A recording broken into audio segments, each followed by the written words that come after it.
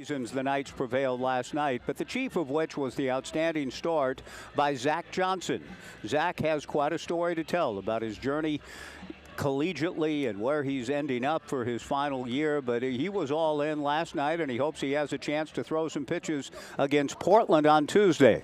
Let's get the story from Zach Johnson himself. After this 2-minute break, we'll hear from Zach as we get ready for the final game of the 3-game playoff series between the Knights and the Bend Elks on a hot Sunday night in Corvallis. Back with Zach Johnson in 2 on the Knights live stream and Joe Radio.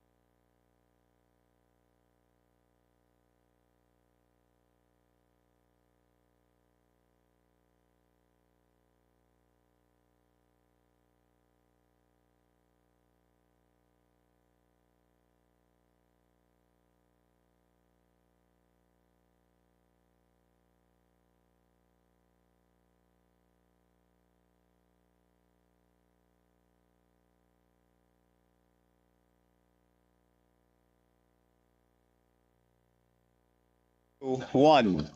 Back at Goff Stadium of Coleman Field on this hot Sunday night, and a great opportunity for the Knights and Elks to go out in this beautiful baseball weather and settle the divisional series. The Knights evened the series last night for a lot of reasons. The bats were alive, the control troubles on the other side. But the primary factor was the work of the starting pitcher, Zach Johnson, who's kind enough to join me.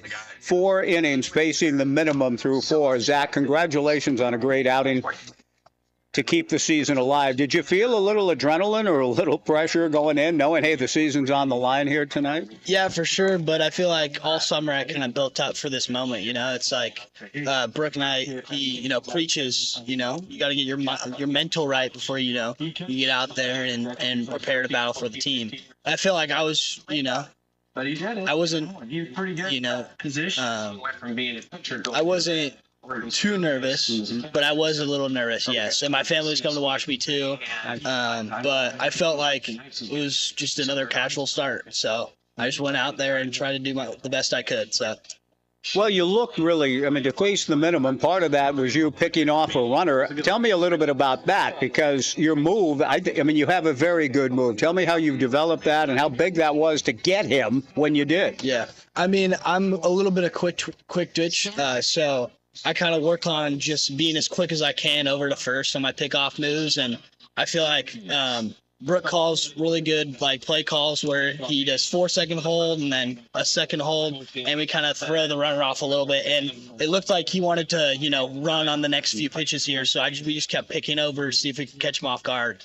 And it worked out. So yeah, it was a great move, and that kind of set a tone. You set the side down in order, and then here comes the big inning right out of the gate. So when you went back out there, you've got a big lead. How much does that affect you at all? Would you rather still be 0-0, so you got to compete and be on edge, or was it cool to see all those runs on the board? It definitely helped. It kind of unleashed me a little bit more than than in the beginning. And I was like, okay, I'm working with 6 runs here now. I can, be a little bit more risky. I can, go like 110% now. I can see if I can really dominate and get more zeros for our team so we can put up more runs and solidify the steal. So, and then you did. I think you struck out the side in the second. I know there was a mix in there where you struck out the side, whether the second or third. But when you do that, tell me, did it feel like everything was working for you? Oh, yeah. I mean, my slider was working. My curveball was kind of the big pitch for yesterday.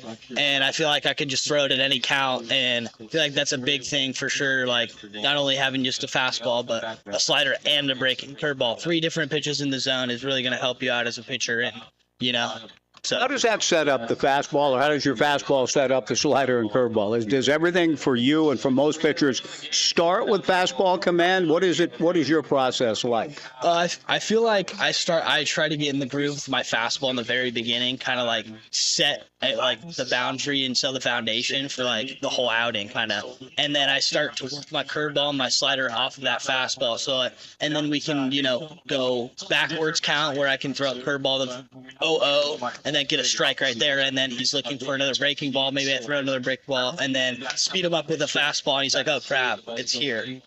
So it really played off of that. So how long of a process, maturation process, learning the craft has what you just described been for you in terms of the stuff you've been working on since you came out of Lake Ridge and went to Portland and now here and now heading off to CSUN? But through the whole process, Zach, how much of what you just described has developed your ability, your knowledge of how to pitch? Yeah, I feel like I develop my pitches and everything in the bullpen, and I don't really think about that when I'm out there on the mound.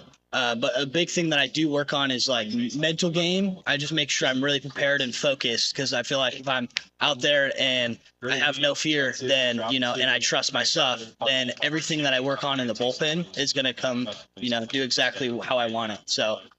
And the fact that you had the big lead, you were able to go for a solid 4, but you feel like. My apologies. Mike Parker back with you. I was reckoning upon a 7:05 start, but when the decision was made to shift the game to 7, I thought we just added on the 5 minutes, like 6:30 is 6:35, 5 o'clock is 5:05. Well, 7 o'clock meant 7 o'clock, so we need to get underway, and we are, with left-hander Van Froling working on Makoa Sniffen, the first pitch strike to the leadoff hitter for the Elks, and right fielder today. The strike 1 pitch is on the corner for strike 2. Van ahead of the count. And the strike 2 pitch drills Makoa Sniffen, and that is an inauspicious beginning to the winner-take-all game. Good start for Van, quickly ahead 0-2. Tried to bust Makoa Sniffen inside and hits a hitter that he had down in the count, no balls and 2 strikes. That gives Bend immediate life here in the top of the first inning. Now, last night, Zach Johnson picked off Makoa Sniffen in the top of the first inning. Van Froling, the left-hander, has a chance to stare down an excellent base stealer as he goes to work on the left-hand hitting Easton Amundsen. Easton homered last night, a powerful blast to right against Tyler Bellerose. He takes outside from Van Froling, 1 ball and no strikes with a runner on. The Knights have to play a more conventional alignment. Off speed and swung on and missed by Amundsen. Makoa Sniffen in right. Amundsen, the first baseman, moved up to the 2-hole by Alan Cox. Andrew Graham batting third at second base. Ryan Vandenbrink, the cleanup hitter and catching. Jack Lafitte hitting 5th at third base. Teddy Tokheim batting 6th and left. Sniffen goes. The pitch is swung on and fouled at the plate by Amundsen. The count 1-2, hit and run deployed by Alan Cox. Johnny Kemp coaches at third base for the Bend Elks with Dan Grice at first. Jeff Brown handles the pitching. Van Froling handling the start in this winner-take-all Game 3 at Goff Stadium at Coleman Field between the Knights and Elks. Delivers to Amundsen, taken. Strike 3 called, 1 away. Good job by Van moving it around. In fact, all of his pitches, save the one that plunked Makoa Sniffen, have been well executed. 1 away, Andrew Graham, the batter, finishing out the lineup for this decisive Game 3 for Alan Cox's Bend Elks. We left off with Tokheim hitting 6th in left field. Vinny Salvione batting 7th, the designated hitter. Matt Dobson hitting 8th at short. A throw to first, and they've got the runner. Makoa Sniffen picked off again. Blake Wilson tosses to Van Froling. Froling tags out Sniffen. 2 nights in a row, Sniffen picked off first base. The pickoff going 1-3-6-1. And Makoa Sniffen, who was picked last night by Zach Johnson, is picked off here by Van Froling. 2 down. And that erases the mistake pitch on 0-2. Good job by Van Froling to pick and then ultimately get the putout. He starts Andrew Graham with a first pitch high, ball 1, 1-0. 2 outs, nobody on. Eli Pupo batting 9th in center field for the Bend Elks. Sean Cannon gets the start on the mound in this decisive Game 3. Sean Cannon with the start. And we'll give you Sean's numbers as we go. The 1-1 pitch, missing low for ball 2, 2-1. A persistent Yellow Jacket is wreaking havoc up here, and I got to get rid of him because I can't carry on with that going on. The 2-1 pitch is swung on and missed, and the count 2-2. It's possible now Olivia is working very hard over here to my right, and I think Steve Kimmel's going to come up and be our protector. Thank you, Steve. The 2-2 pitch is high, ball 3, 3-2. That was one of those persistent things I encounter on rivers occasionally. I was in the Willamette River much of the day today, didn't encounter any yellow jackets or gadflies, but certainly here on our perch at Goss Stadium at Coleman Field, that one was on the attack. The 3-2 off speed, swung on and missed, strike 3. Andrew Graham goes down, and a good job by Van Froling. Like Zach Johnson last night, faces the minimum in the first, and for Van Froling, the key to the inning was the move over to first base to pick off the guy that he had hit to open the game. Van Froling making his 9th start of the summer, 20 innings, 14 hits, 5 runs, 4 walks, 24 strikeouts, and an ERA of 2.25. Now, Sean Cannon gets the baseball for the Bend Elks. We'll give you his numbers and the Knights' starting lineup when we return. After half an inning in decisive playoff Game 3, Bend nothing, the Knights coming up. Back in 90 on the Knights live stream and Joe Radio.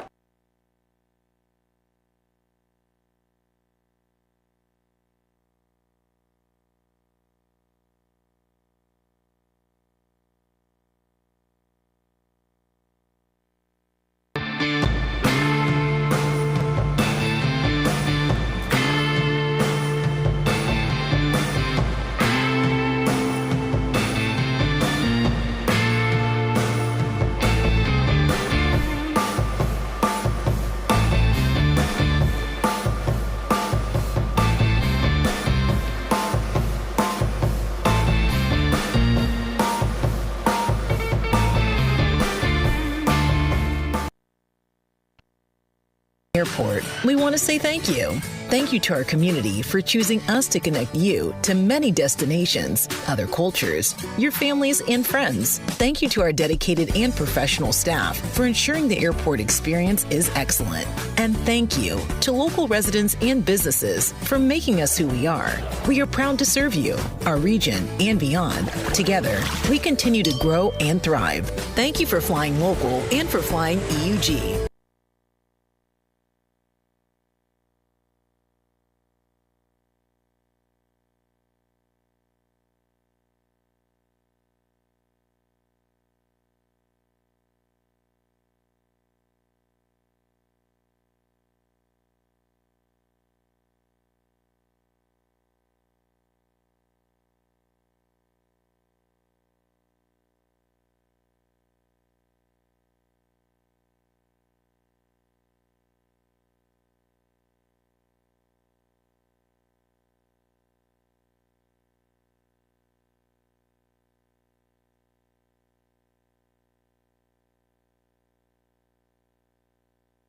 Back at Goss Stadium at Coleman Field, no score, bottom of the first inning. The Knights scored 6 runs last night in the bottom of the first. getting just one hit. Ben pitchers walked 6. There was an error mixed in, and the Knights were on their way to a dominant 12-3 win. We'll see what this warm Sunday night brings. Right-hander Sean Cannon ready to go to Blake Wilson leading it off for the Knights. Blake, the shortstop. Cannon, the right-hander, delivers, and his first pitch misses down and away, ball 1. Tom Purchase calling balls and strikes tonight. Lance Kreck at first base. Kirk Ordway at third.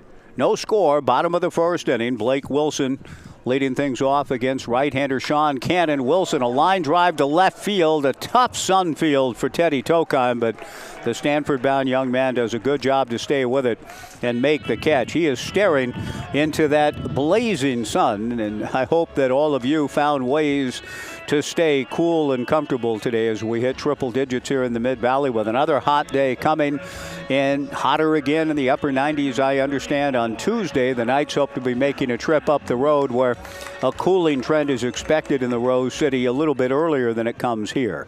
But the Knights have to take care of business tonight to give themselves that opportunity. Walker Stadium at Lentz Park. Brock Kettleson, the batter, the first pitch, missing low and inside from Sean Cannon. 1 ball and no strikes, bottom of the first inning. No score. Cannon has worked just 3 innings this summer for the Elks. 6 hits, 5 runs, 4 earned. The right-hander rocks and comes back, and Kettleson takes a fastball on the inside corner. 1-1 the count to Brock. Blake Wilson at short. Brock Kettleson now at the plate in the 2-hole in center. Thomas Farajaro on deck at second base. Maverick Russell, the cleanup hitter and designated hitter. Cole Katayama Stahl batting 5th at third base.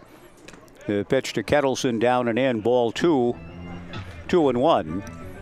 Trey Swigert hitting 6th at first base. Ian Fernandez batting 7th and catching. Antonio Castro batting 8th in right field. Brooks Avery hitting 9th in left. 2-1 to Brock Kettleson. Sean Cannon delivers way inside, ball 3. 3-1 with Thomas Farajaro waiting. And a cool breeze. Well, it's a breeze. It's tending to cool things a little bit, but it's a pretty warm one. But it's wafting through our vantage point here at Goff Stadium at Coleman Field. The 3-1 pitch, Kettleson takes low and inside for ball 4, and the Knights, although it may not have been aesthetically gorgeous, they would take a repeat of last night in a heartbeat if they're able to parlay multitudinous walks into a crooked number here in the bottom of the first. Brock Kettleson draws ball 4. Thomas Farajaro, the switch hitter, strides to the plate, trying to give the Knights again the early lead and jump on Bend in this decisive winner-take-all Game 3. The Knights, for the 7th time in their playoff history, trying to overcome losing Game 1 to come back and win a series. Farajaro takes a first pitch strike, 0-1 the count. And Bend has absorbed a couple of those over the years. In fact, in 2008 and 2011, the Knights lost to Bend in Game 1, came back to beat the Elks in the next 2 games, and then went on to win the West Coast League titles, their first 2 those summers. Fastball to Farajaro inside. 1 ball and 1 strike. No score, bottom of the first inning. Brock Kettleson, a threat to run as always. Brock at first base, held on by Easton Amundsen. Kettleson 35 for 38 in stolen bases on the regular season. He draws a throw and gets back to the bag. For Bend defensively, a battery of Sean Cannon and Ryan Vandenbrink. Easton Amundsen at first, Andrew Graham at second, Matt Dobson at short, Jack Lafitte at third, Teddy Tokheim in left. The pitch on the way to Farajaro, a chopper foul, speared by Amundsen in foul territory. Eli Pupo in center field with Makoa Sniffen in right. 330 down both lines at Goff Stadium at Coleman Field. 365 to the power alleys. 400 feet to straightaway center. The outfield fanned out straight away for Farajaro. Cannon ahead of the count, 1-2 with Kettleson at first and 1 out. Sean turns and throws over to first again. Kettleson dives back under the watchful eye of first base coach and first-year coach Spencer Scott. Brooke Knight, the 17th year skipper for the Corvallis Knights, at his post at third. The pitch to Ferrajaro, lifted foul off third, drifting towards the TNT Builders party deck, which is unoccupied tonight.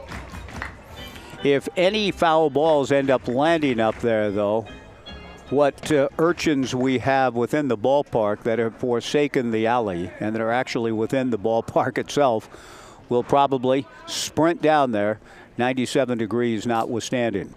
1-2 to Ferrajaro. Brock Kettleson gets his lead from first. The fastball is very high to Thomas. Ball 2, 2-2. Brooke Knight going through the signs at third. Kettleson, generally speaking, when he's going to steal a base, has already done it. But he's trying to measure the right-hander Sean Cannon. I expect that Brock will be going, perhaps right here. Certainly if it goes to 3-2. Cannon set. Kettleson doesn't go. The 2-2 pitch is lifted to left center field. Eli Pupo on the move. He can't get it. The ball will get down. Brooke Knight will hold Kettleson at third base. And into second base goes Ferrajaro with a double to the gap in left center field. Kettleson got a pretty good read on the fly ball to left center and committed to run. But had he, in a sense, made that decision just a half a tick earlier, he probably would have been sent by Brooke and scored. But Coach Knight, computing everything at once and knowing that he had a very hot hitter in Maverick Russell coming to the plate and only one out, decides to put the stop sign up for the speedy Kettleson. And Maverick Russell looking for a run batted in and an early lead here in the bottom of the first. Alan Cox has his infield play at normal depth. Second and third, one out, no score. The pitch to Maverick misses. Down and in, ball 1, 1-0.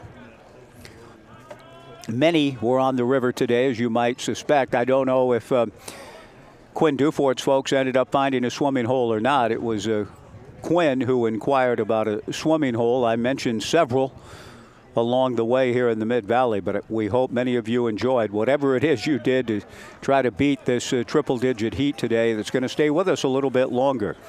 The 1-0 pitch to Maverick inside for ball 2, but I will say that the ballpark conditions right now, not bad. We've played, because of the 7 o'clock start, kind of played into the cooler of the evening, and it'll be just downright pleasant by the time this ball game's over, and we will have a divisional champion.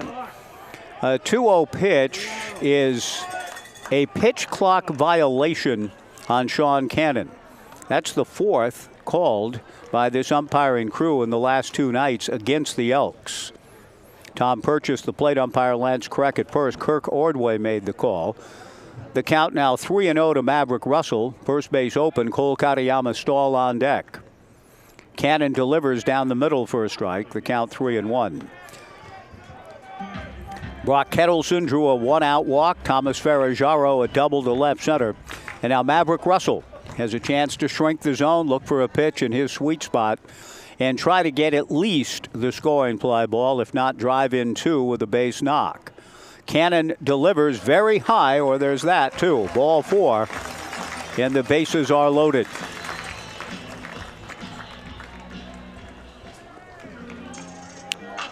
Cole Katayama Stahl makes his way to the plate. Pitching coach Jeff Brown asks for time and will head out to visit with Sean Cannon. Sean getting the start in this championship game. Bend putting the Knights up against it here by winning game 1. Sean out of San Diego and knows of heat, and it can get, I'm sure, very hot. Further east you go, of course, the hotter and hotter. But San Diego, generally speaking, hot but milder than this. But I'm sure Sean is very comfortable in the conditions, but somewhat discomfited here by the start in the top of the first. After getting Blake Wilson to fly out, he's yielded a walk to Brock Kettleson, a double to Thomas Ferrajaro, has walked Maverick Russell. And now Cole Katayama Stahl, the batter. And one of the things that Coach Brown says, hey, go back to the windup rather than work from the stretch. And so Sean will do that. And his first pitch is high and away to Katayama Stahl, ball 1, 1-0. If the Knights do prevail tonight, they would play the Portland Pickles at Walker Stadium at Lentz Park for the South Division Championship and right to play for the West Coast League title on Thursday. That game Tuesday in Portland, scheduled for 7:05. Good pitch by Cannon. Off speed, swung out and missed by Katayama Stahl. The count 1-1. Brock Kettleson at third, Thomas Ferrajaro at second, Maverick Russell at first. One out. The infield at double play depth for the Bend Elks. Cannon again from the windup. The 1-1 pitch to Cole, hit high in the air to center field. This should be deep enough, though it's shallow. Pupo the catch. Kettleson tags. Kettleson on his way to the plate, and it is deep enough. He slides in just to ensure the run, and he slides across to put the Knights up 1-0 on the sacrifice fly by Katayama Stahl. When it comes to Brock Kettleson, we've seen him dazzle on the base paths all year long. I had little doubt when the ball left Cole Katayama Stahl's bat that it would be deep enough, but then Pupo closed turf in a hurry, and it turned out to be a little less than medium depth in center. But Katayama Stahl gets the job done. Kettleson tags and scores easily. The other runners hold. Trey Swigert, the batter, 1-0 Knights in the first. Trey takes a first pitch strike. 0-1 the count. Thomas Ferrajaro at second. Maverick Russell at first. If Sean Cannon's able to slam the door here, it feels like a win for the Elks already. And that last night after one, it was 6-0, and it felt like ball game. And that will not be the similar feel in here if Cannon's able to get out number 3 without further incident. He delivers down and in to Trey Swigert. 1 ball and 1 strike the count. 2 on and 2 out in the bottom of the first. The Knights on the board, hoping to play their way into Tuesday in Portland. The rivalry within the state between the Knights and Elks in recent years with the Pickles have been really exciting. Breaking ball a little high. Ball 2. 2-1 to Trey Swigert. The Pickles ending the Knights' run of 7 consecutive championships right here in this ballpark last summer. And they want to get on a dynasty of sorts on their own. In Mark Magdaleno's final season, I wasn't aware of that until doing a little research in anticipation of Tuesday. The 2-1 pitch to Swigert hit foul off to the left and out of play. Should the Knights get to the South Division title game on Tuesday, they hope to make that Coach Magdaleno's swan song, who has done such a great job as the manager, been part of the staff since 2016 with the Pickles, and the manager since 2021. And it could be, if the Knights win, it would be Mags' final game as the coach of the Pickles that he dethroned with his club, the Knights, last year from the top in the WCL. The 2-2 pitch, a little looper down the left field line. It'll drop for a base hit. Ferrajaro will score. Into third base goes Maverick Russell. Holding at first on the bloop single, Trey Swigert. And the Knights lead it 2-0.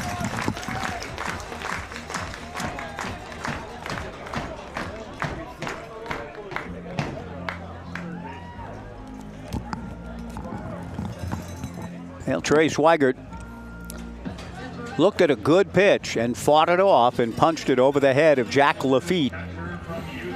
Just into the shallow part of left field behind third.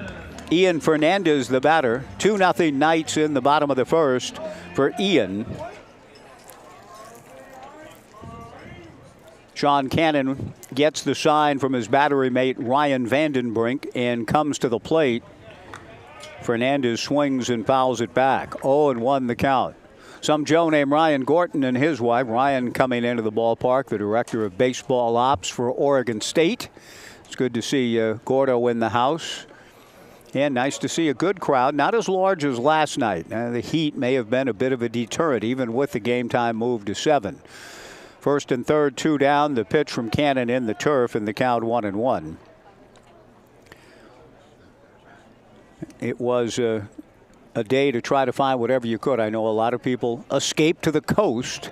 I heard it was 30 degrees cooler in Newport today than here, but that's still pretty warm for over there, right? 70 degrees. First and third, 2 down, 2 runs in. The 1-1 pitch to Ian misses outside, ball 2, 2-1.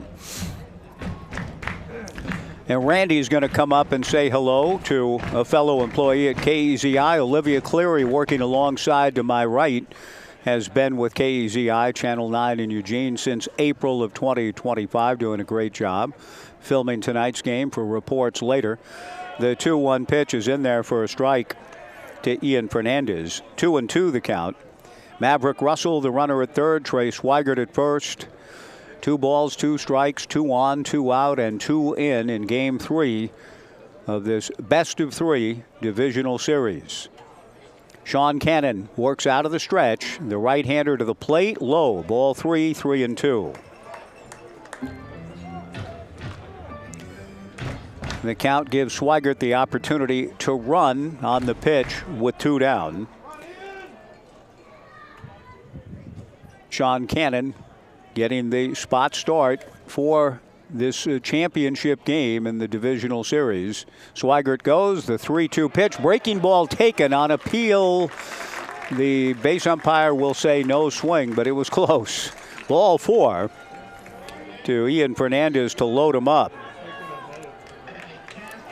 Kirk Ordway appeared to be perhaps contemplating something else, and when he was asked on appeal, swing or no swing, it was almost like, oh, me? You're talking to me? Okay, no swing. It had that look to it. I'm not saying that is what the umpire's mechanics were, but it looked that way. Bases loaded, 2 down. Antonio Castro, the batter. Sean Cannon will work out of the windup as the Knights again try to put a big number up for the second straight night in the first. 6 last night, en route to a 12-3 win to force this decisive Game 3. Castro takes high and away, ball 1 from Cannon. Bases full of Knights, 2 down, bottom of the first. Castro had the one and only hit in the first inning last night, a 2-run double. He takes low here, ball 2, 2-0. 6 runs on 1 hit. Castro launched a double into the alley in right center field, and otherwise the Knights took advantage of 6 walks and an error. Maverick Russell at third, Trey Swigert at second, Ian Fernandez at first, 2 down. Sean Cannon rocks back, the right-hander to the plate with a 2-0 pitch. Fastball catches the outside corner. 2-1 the count. Brooks Avery on deck. The great thing about the situation of Goff Stadium at Coleman Field, it affords plenty of seats in the shade, and everybody is enjoying. There's a few brave souls still in the 90-plus degree heat in the upper grandstand above the Jack Riley Concourse down the left side. Castro takes high, ball 3, 3-1. When I say a few, let me see. A few. Yeah, 3. That's a few, right? 3 or 4 is a few. So there are 3 people still in the sun. 3 balls and a strike to Castro. Everyone else has found a shady spot here at Goff Stadium at Coleman Field, enjoying watching the Knights get out to a 2-0 lead, looking for more. Castro swings at the 3-1 pitch and sends it foul up onto the TNT Builders party deck. I talked about urchins racing down to get a souvenir. This would be one of the older urchins in the ballpark who just ascended the stairs and will grab one somewhere on the TNT Builders party deck. 3-2 with 2 down. The runners go. Maverick Russell from third. Trey Swigert from second. Ian Fernandez from first. The 3-2 pitch to Castro. A ground ball to second. Andrew Graham up with it and throws to first. And again, all things considered, when one considers the Knights scored 6 last night in the first inning, the 2 spot doesn't look so bad by comparison. The Knights do, however, get the 2 runs. They leave 3, and they muscled up for 2 hits in the inning. No errors, 3 left. At the end of 1, the Knights 2 and Ben nothing. Back in 90 on the Knights live stream and Joe Radio.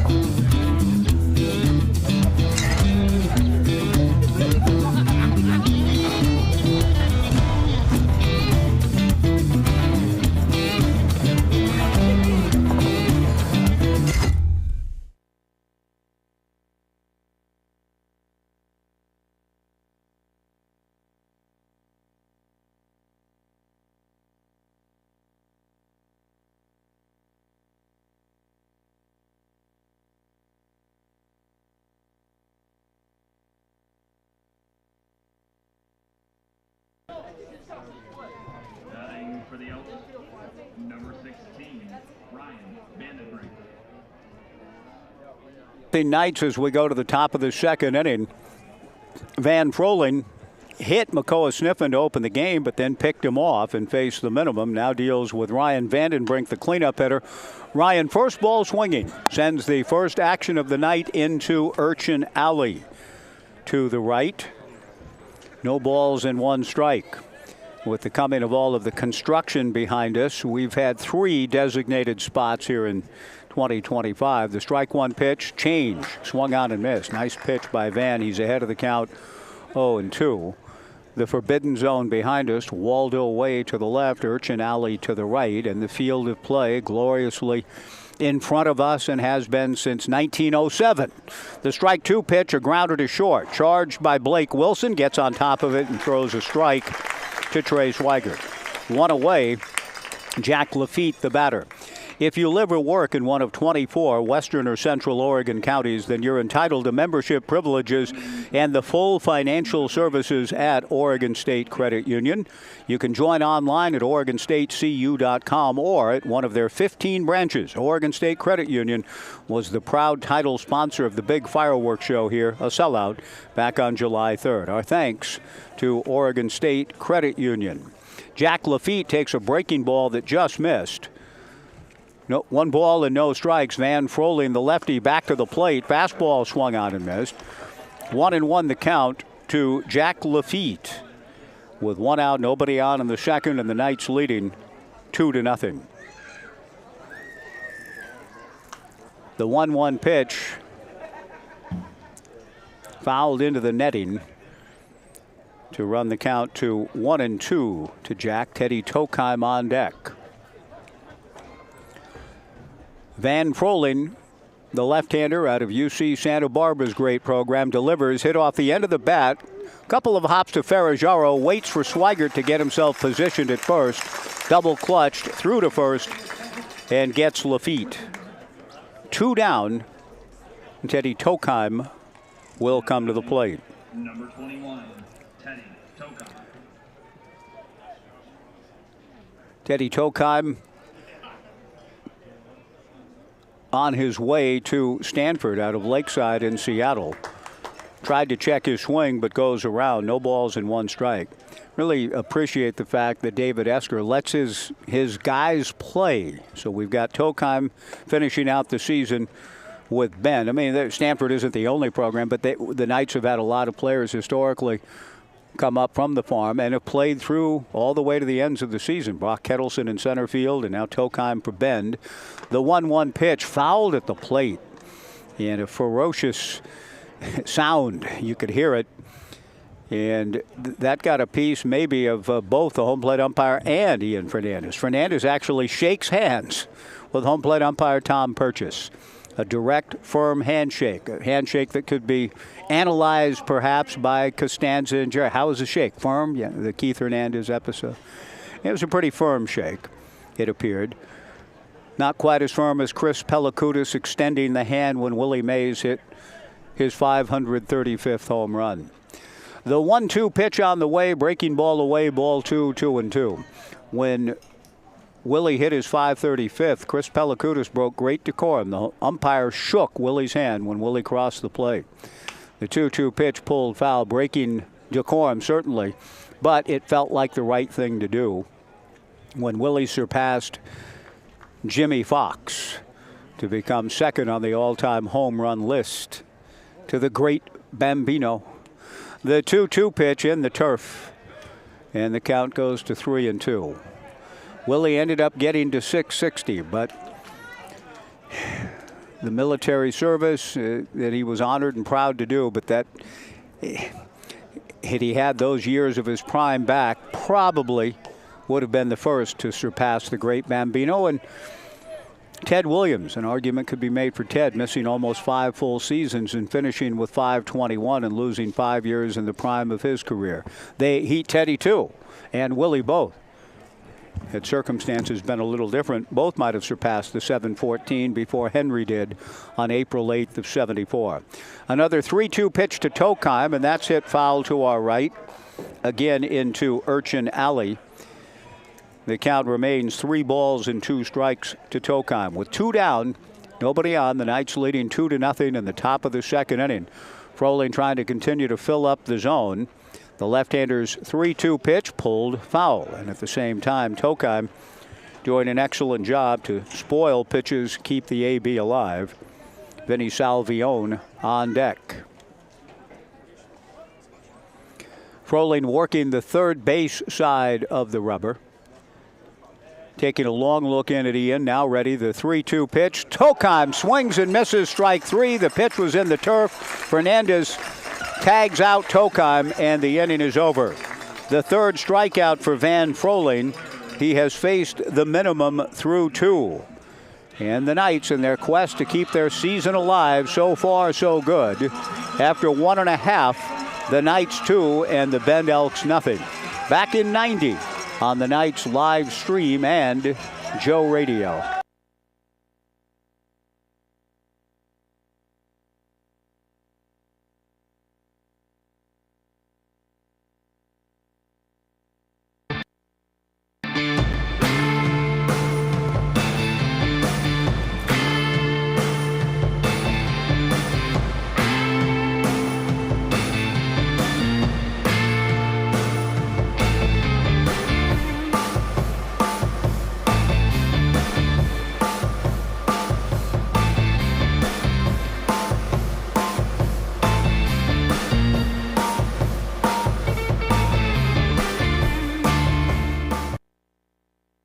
Health insurance doesn't have to break the bank. 80% of Oregonians received financial assistance through OregonHealthcare.gov last year, and you might qualify too. At OregonHealthcare.gov, you can explore quality health plans from trusted insurers and find one that fits your budget and your needs. Our plans are built with you in mind, so you can compare prices and benefits, no sales tactics included. We're here to get you covered, Oregon.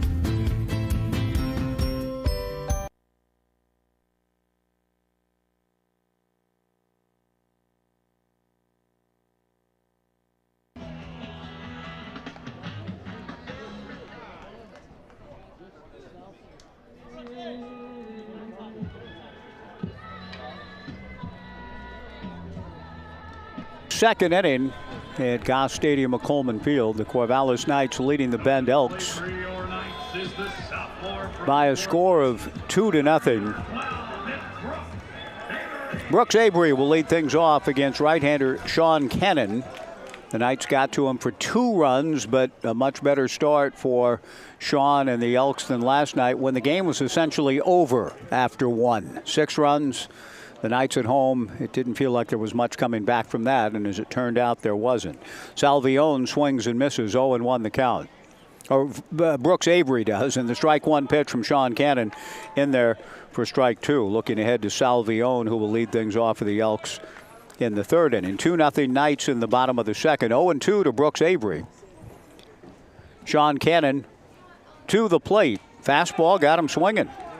That's good work on the part of Sean Cannon.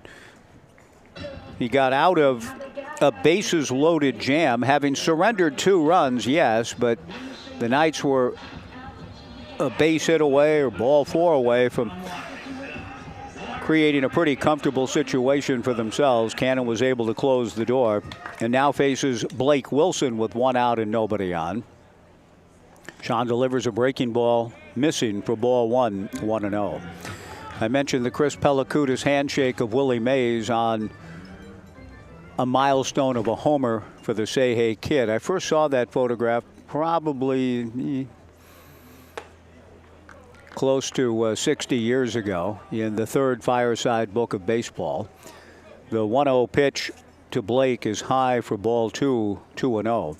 2-0 Knights in the second. Sean Cannon back to the plate with a 2-0 pitch. Wilson a high pop-up behind the mound. The second baseman takes charge. Andrew Graham just in front of the bag on the cut of the green makes the catch. 2 down, and Brock Kettleson the batter. The third Fireside Book of Baseball contained that photograph, and I remember being pretty fascinated by that. Everything about the game was fascinating then and still is, quite frankly. I hope it is for you too, if you've been a fan and soaked in the game for a long time. The stories, the articles in that book were tremendous, but great photographic art. Kettleson fouls one at the plate. He walked and scored last inning, 0-1 the count. I was mentioning earlier this summer, having been given a box of books to share with people who would appreciate the photographic art of the late, great Brian Lenker. Lenker is featured in the third Fireside Book of Baseball, and perhaps the finest photograph with respect to the umpiring profession I think I've ever seen. The strike one pitch missing high and into Kettleson. 1-1 to Brock. 2 down, nobody on. 2-0 Knights in the bottom of the second inning. Sean Cannon back to the plate. Kettleson takes a fastball on the inside corner. 1-2 the count. In the pages of that third Fireside, there is a runner in a Denver game, AAA Denver game, circa 1964-65. In a minor league game in Denver, the 1-2 pitch, Kettleson checks his swing and takes down and in. 2-2 the count. The runner's face is looking up as he has slid into second base, and he's looking up, and there are 2 umpires hovering over the bag. One is calling the runner out, and the other is calling him safe, and the look on the runner's face is exquisite, trying to figure out what gives. The 2-2 fastball to Brock Kettleson is high for ball 3, 3-2. The cut line in the third Fireside Book of Baseball said this photograph was snapped by a rookie photographer named Brian Lenker, who was on his first day on the job for the Denver newspaper. The 3-2 pitch, slider misses up and in, ball 4. Kettleson draws the walk, and with 2 down, he'll certainly be looking to run to try to get into scoring position for Thomas Ferraggiaro, who doubled last inning. But could you imagine, I don't know, in 1965, in whatever paper it was in Denver, what is the name of the paper in Denver? The Denver Post? I'm not sure. I should know that. But the Lenker comes back from his first day on the job and has that photograph. There goes Kettleson. The pitch is high. The throw to second bounces off the shortstop's glove, Matt Dobson, and Kettleson, who would have been out, is safe. And, whether that's I'm a little surprised. Brock has made most stolen base attempts, not a mockery, but they haven't been close. That he would have been out had Dobson hung on to the ball. It is a steal for Brock, and he went on first move. Now he's in position to score. There was no mysterious call by 2 umpires at second in this case. But I think Brock would have been called out had Dobson been able to receive the throw cleanly from Ryan Vandenbrink.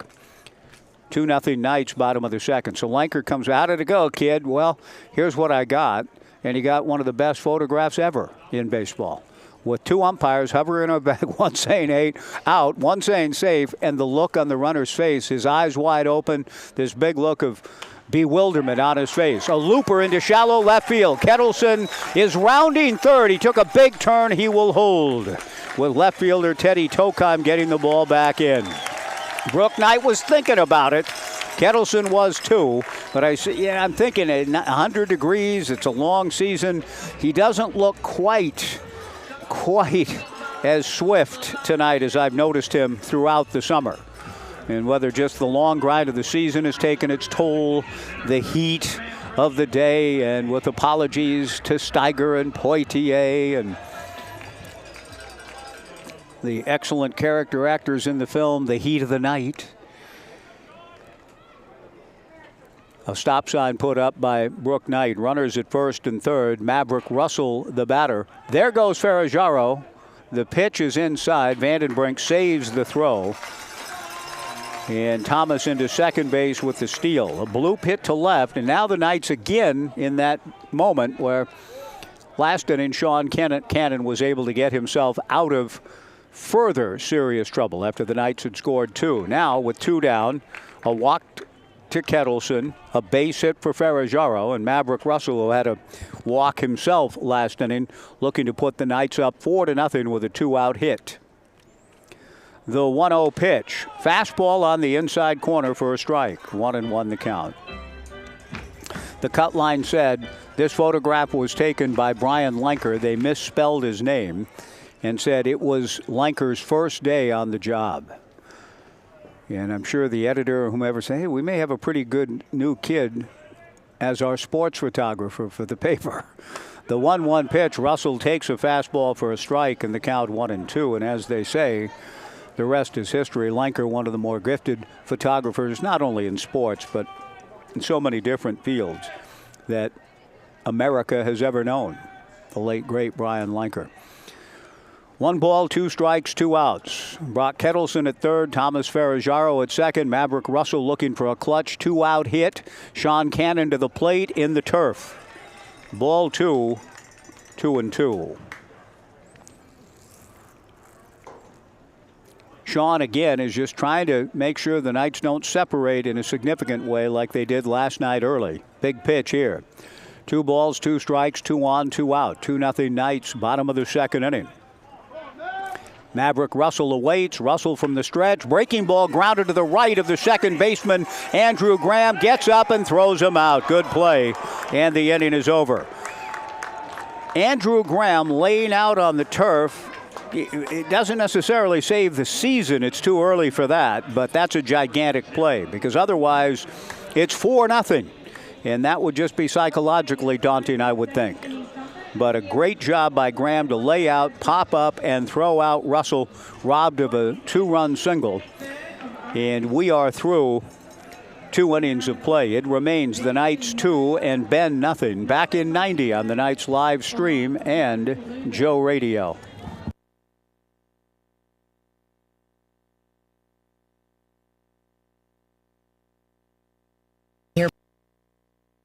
We want to say thank you.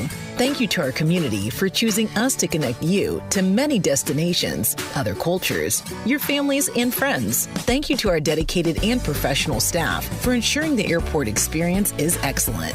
And thank you to local residents and businesses for making us who we are. We are proud to serve you, our region, and beyond. Together, we continue to grow and thrive. Thank you for flying local and for flying EUG.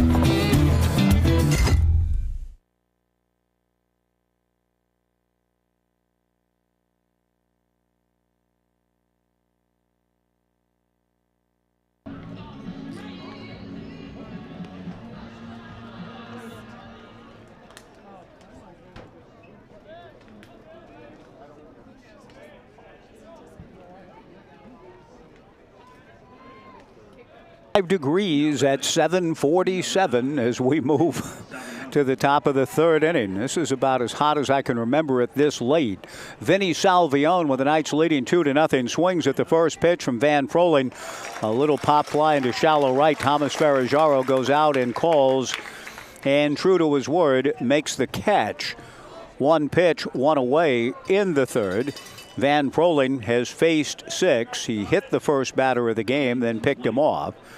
He has faced the minimum through 2 1/3. Matt Dobson, the batter. 2-0 Knights in this decisive third game in the heat of Goss Stadium at Coleman Field. Dobson takes high and away, ball 1, 1-0. Matt out of Mission Viejo, a town my father built homes in, but I imagine Matt's in a newer one. The 1-0 pitch down and in, ball 2, 2-0. But I remember traveling with my dad to some of the job sites that he was the superintendent of for Hughes Construction in Garden Grove in Mission Viejo. I remember thinking, Dad, these are pretty nice houses, aren't they? And they were. The 2-0 pitch swung out and missed in the count 2-1. Beautiful part of the Southland. He does Matt at Cal State University Bakersfield. Froling's 2-1 pitch misses for ball 3, 3-1. Began his career at Santa Ana College, so he stayed pretty close to home. The 3-1 pitch, fastball from Van Froling, swung out and missed in the count 3-2. 1 out, nobody on, top of the third. 2-0 Knights. Van drops the arms, kicks the leg, comes to the plate, and a high fly ball foul off to the right and heading towards the deeper reaches of Urchin Alley. The count remains 3 balls and 2 strikes. Van ready, comes back to the plate, off speed, swung out and missed. Strike 3, 2 down. The 4th strikeout for Van Froling. Eli Pupo, the hitter. Now batting, number 7, Eli Pupo. Eli with 2 down and nobody on. Stepping in against the left-hander Van Froling in the first pitch in there for a strike. Home plate umpire Tom Purchase has been generous with the interpretation of the inner half of the plate on a number of pitches that have been borderline. He's called them strikes. This one hits the outside corner on the 0-1 delivery, and Pupo quickly behind the count 0-2 with the Knights leading 2-0, top of the 3rd inning. A strike 2 pitch way inside, and the count moves to 1-2. Eli out of Redmond High School and getting ready to take his talents to Bushnell in Eugene. Van Froling's 1-2 pitch, slap foul above the upper grandstand and Waldo way. Everything now in the shadows here. No more sun at all, save for a little slice out in right center field in the alley across from left to right. We can see a little sliver left, but still considerable. 95 degrees. Van Froling misses the count 2-2 to Eli Pupo. 2 outs, nobody on. 2-0 Knights. The 2-2 pitch, breaking ball, flailed at and missed. Strike 3. Van Froling continues on a roll. He's faced 9. He's gotten 9 outs. A hit batter, and he took care of that with a pickoff move. 5 strikeouts for Van Froling through his first 3 innings. We go to the bottom of the 3rd. The Knights 2, Ben nothing in this decisive game 3 of the best of 3. Back in 90 on the Knights live stream and Joe Radio.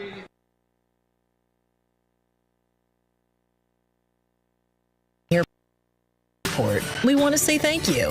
Thank you to our community for choosing us to connect you to many destinations, other cultures, your families, and friends. Thank you to our dedicated and professional staff for ensuring the airport experience is excellent. And thank you to local residents and businesses for making us who we are. We are proud to serve you, our region, and beyond. Together, we continue to grow and thrive. Thank you for flying local and for flying EUG. Doesn't have to break the bank. 80% of Oregonians received financial assistance through OregonHealthcare.gov last year, and you might qualify too.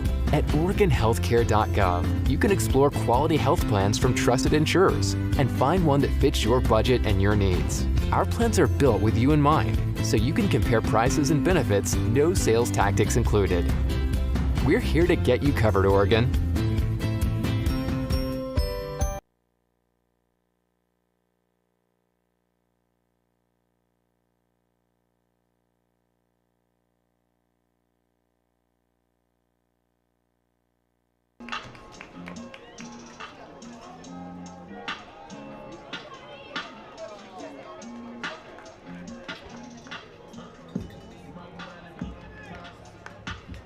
Now batting, the 3rd baseman, number 24, Cole Katayama Stall. The 3rd inning, 2-0 Knights. Cole Katayama Stall, Trey Swigert, and Ian Fernandez, the scheduled hitters. Katayama Stall, a drive to deep right field. Sniffen goes back. It'll short hop the fence at the Van Vliet meet sign. Hustling into second and getting there with a slide. Cole Katayama Stall with a leadoff double. An absolute rope to right on the first pitch that Katayama Stall sees from the right-hander Sean Cannon in the bottom of the 3rd. Trey Swigert, the hitter. The only home run we've seen in the series, clubbed last night by Ben first baseman Easton Amundsen. Trey Swigert, a bloop single for a run batted in the first inning. Oregon State pitching coach Rich Dorman, the strider, making his way up to our vantage point. Good to see Coach Dorman here. The first pitch to Trey Swigert. Swung on and hit foul to the left and out of play. No balls and 1 strike to Swigert. Cole Katayama stall a leadoff double against Sean Cannon. Ryan Gorton walked through earlier. Great to see Oregon State in their ballpark watching the Knights try to claim this best-of-3 playoff series. They lead it 2-0. A ground ball slowly to short. Matt Dobson has only 1 play, and that's to first to get Trey Swigert. On the play, Cole Katayama stall, read it right, broke quickly, and advances to third. He's in position to come home on a fly ball or an out from Ian Fernandez. Ian drew a walk in his first at-bat. It has cooled off pleasantly, as I mentioned. If the Knights prevail here, they'll play in Portland on Tuesday, when I'm told to read that the heat wave we have been experiencing and will continue to experience will begin to abate by then. We have a plan, though, at the end of Tuesday night that I'm excited about. The first pitch missing high and inside to Ian. Ball 1-0. Cole Katayama stall at third.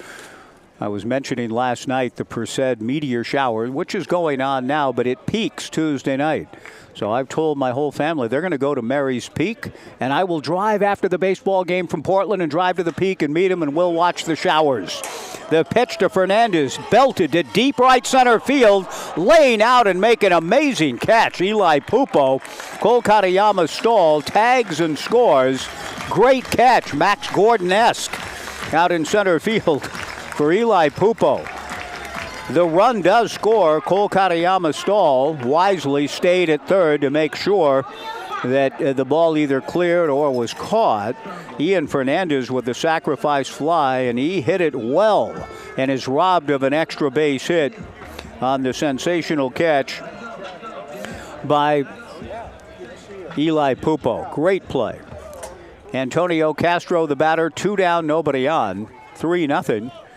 With the right-hander Sean Cannon ready to go, and that is impressive by Pupo. It keeps the Knights perhaps from being positioned to add on to their lead as they try to close the series and advance to Portland on Tuesday. But Mary's Peak will be the great place to be to watch the shower. The moon will be at 84% full. I can't do much about that. We can't move it. The 1-0 pitch is high, ball 2-0. I'm not sure what the disposition of the moon will be come 11:30 or midnight or whenever it is. I will roll up and join the stargazers at the top of the Peak. But that could be a great night. The Knights hope to beat Portland, and I'll carry that with me all the way to Mary's Peak Tuesday night for the peak of the Perseid meteor shower. Hope you have plans to watch the incredible show tonight, tomorrow night, Tuesday, Wednesday. An amazing thing. As Burt Lancaster would say in Local Hero, it's an amazing sight. I know how you must feel. The 3-0 pitch taken for a strike to Castro. The count 3-1. Cole Katayama stall, a leadoff double, went to third on the ground out by Swigert. Scored on the sacrifice fly. Tremendous catch by Pupo. 3-0 Knights. The 3-1 pitch to Castro, down and in from Sean Cannon for ball 4.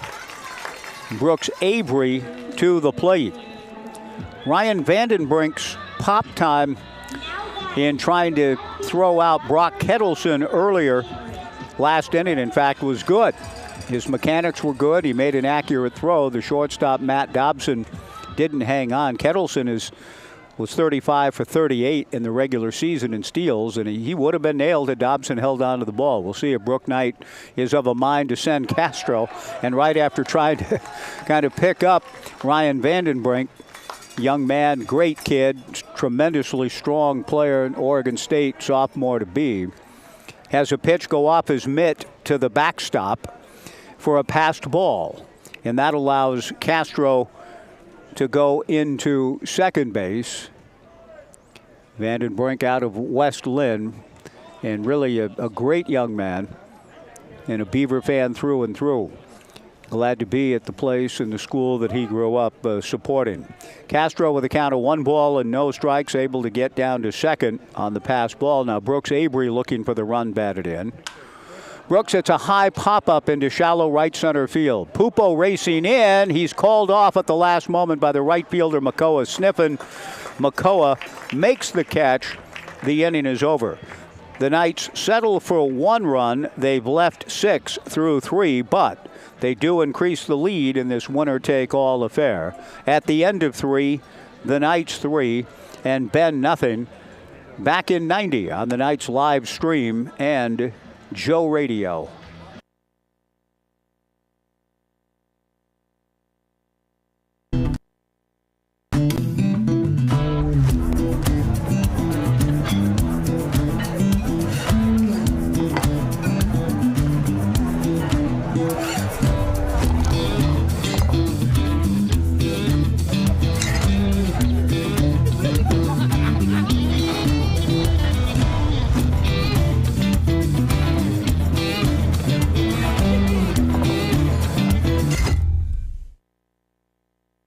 Health insurance doesn't have to break the bank.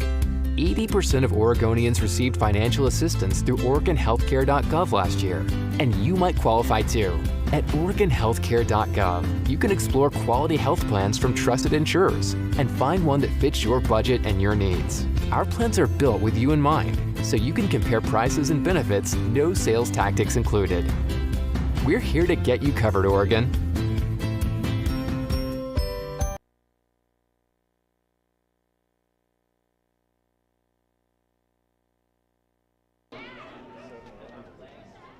Number 29, McCullough, Sniffen.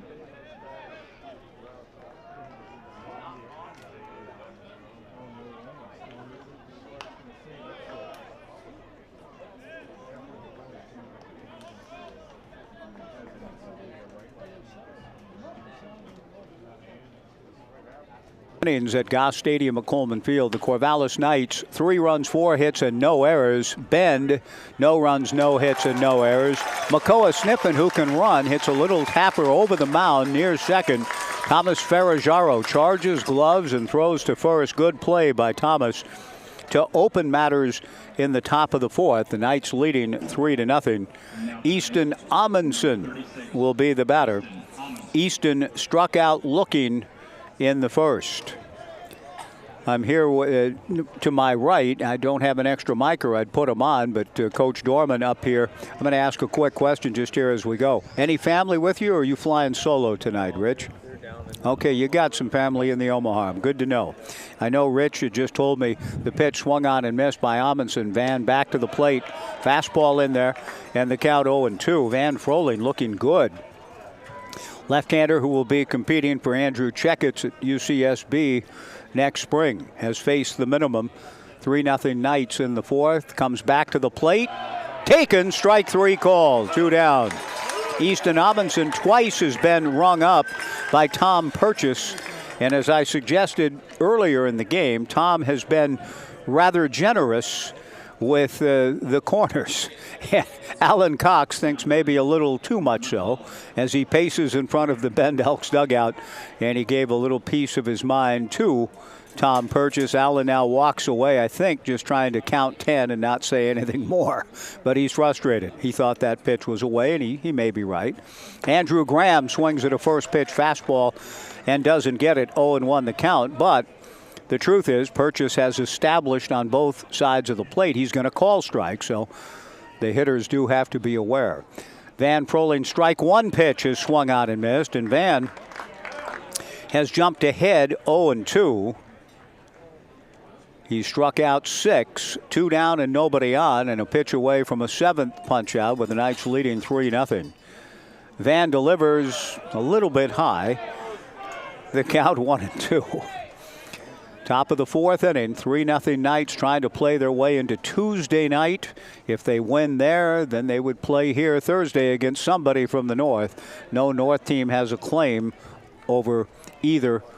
You know, if Ben wins the series, then Ben would go to the North. Bellingham, Wenatchee, Edmonton, we'll see. The pitch missing in the count 2-2. The 2-2 pitch hit off the end of the bat on one hop to Blake Wilson. Blake fields and throws to Trey Swigert, and Van Froling rolling along. Froling has faced the minimum through 4. He's not allowed a hit. He's only allowed 1 base runner, and he picked Makoa sniffing off. So we are through 3.5 in this decisive game 3. The Knights 3, Ben nothing, back in 90 on the Knights live stream and Joe Radio.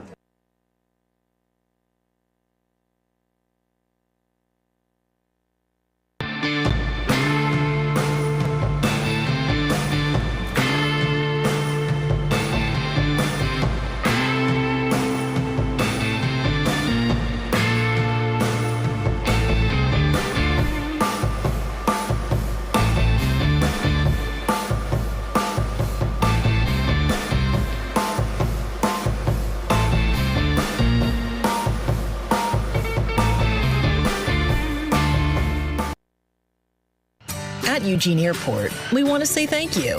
Thank you to our community for choosing us to connect you to many destinations, other cultures, your families, and friends. Thank you to our dedicated and professional staff for ensuring the airport experience is excellent.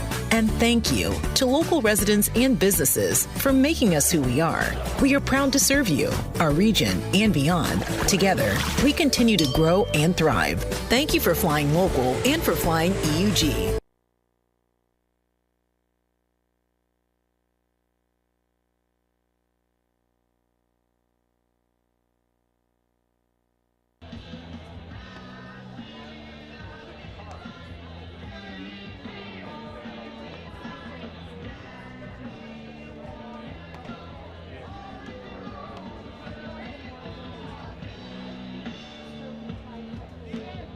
The West Coast League playoff run continues for the Corvallis Knights. They lead it by a score of 3-0, trying to knock Bend out in this elimination game and move on to play the Portland Pickles in a rematch of last year's Southern Division title game. That took place right here, and the Pickles won 4-1.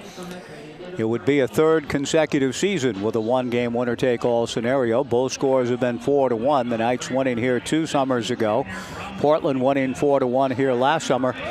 And perhaps they're on a collision course, as we've talked about on Tuesday at beautiful Walker Stadium in Lents Park. But a lot of work to do here.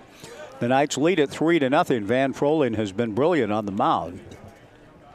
But Sean Cannon has competed and kept it close. Top of the 4th, bottom of the 4th, Blake Wilson takes low from Sean. The 1-0 breaking ball in there, and the count 1-1. Blake Wilson has flied to left and popped to second. Blake Wilson, Brock Kettleson, and Thomas Ferragaro, bottom of the 4th, 3-0 Knights. Cannon back to the plate. Fastball popped up on the right side. Easton Amundsen will defer to Andrew Graham, the second baseman, in fair territory, backing up third of the way down the right field line to make the catch. Blake is 0 for 3. 1 away. And Brock Kettleson to the plate. Brock Kettleson is a very good baseball player. And I say that, you know, Captain Obvious lives, yes. But with Coach Dorman here, I know Rich has been to a number of Knights games, and he immediately nodded, yeah, he is. This is a good player. And the Beavers will see him next spring in that opening weekend, right, Coach? You've got Michigan, Stanford, and who else? Arizona? Yep. Okay, in Surprise. So Rich is working on the scouting report on Kettleson right now. Brock takes outside ball 1. No, that's not true, but he's seen enough of him to know that this guy has a chance to be a really special player at Stanford and beyond. Kettleson takes high, ball 2, 2-0. 1 out, nobody on, bottom of the 4th. 3-0, the Knights in front. Sean Cannon comes to the plate. Down and in, ball 3, 3-0. That is quite an opening weekend for the Knights in Surprise, and a lot of fans have already been making their plans to go, getting their tickets, and excited to see a tremendous field to open the 2026 season. The 3-0 pitch taken low and inside. Kettleson drawing the 4-pitch walk. Thomas Ferragaro, the batter. Stanford Michigan, and Arizona, and the Beavers, of course, but that should be a lot of fun. Thomas Ferraggiaro is 2 for 2. Doubled to left in the first and scored. Singled to left in the second.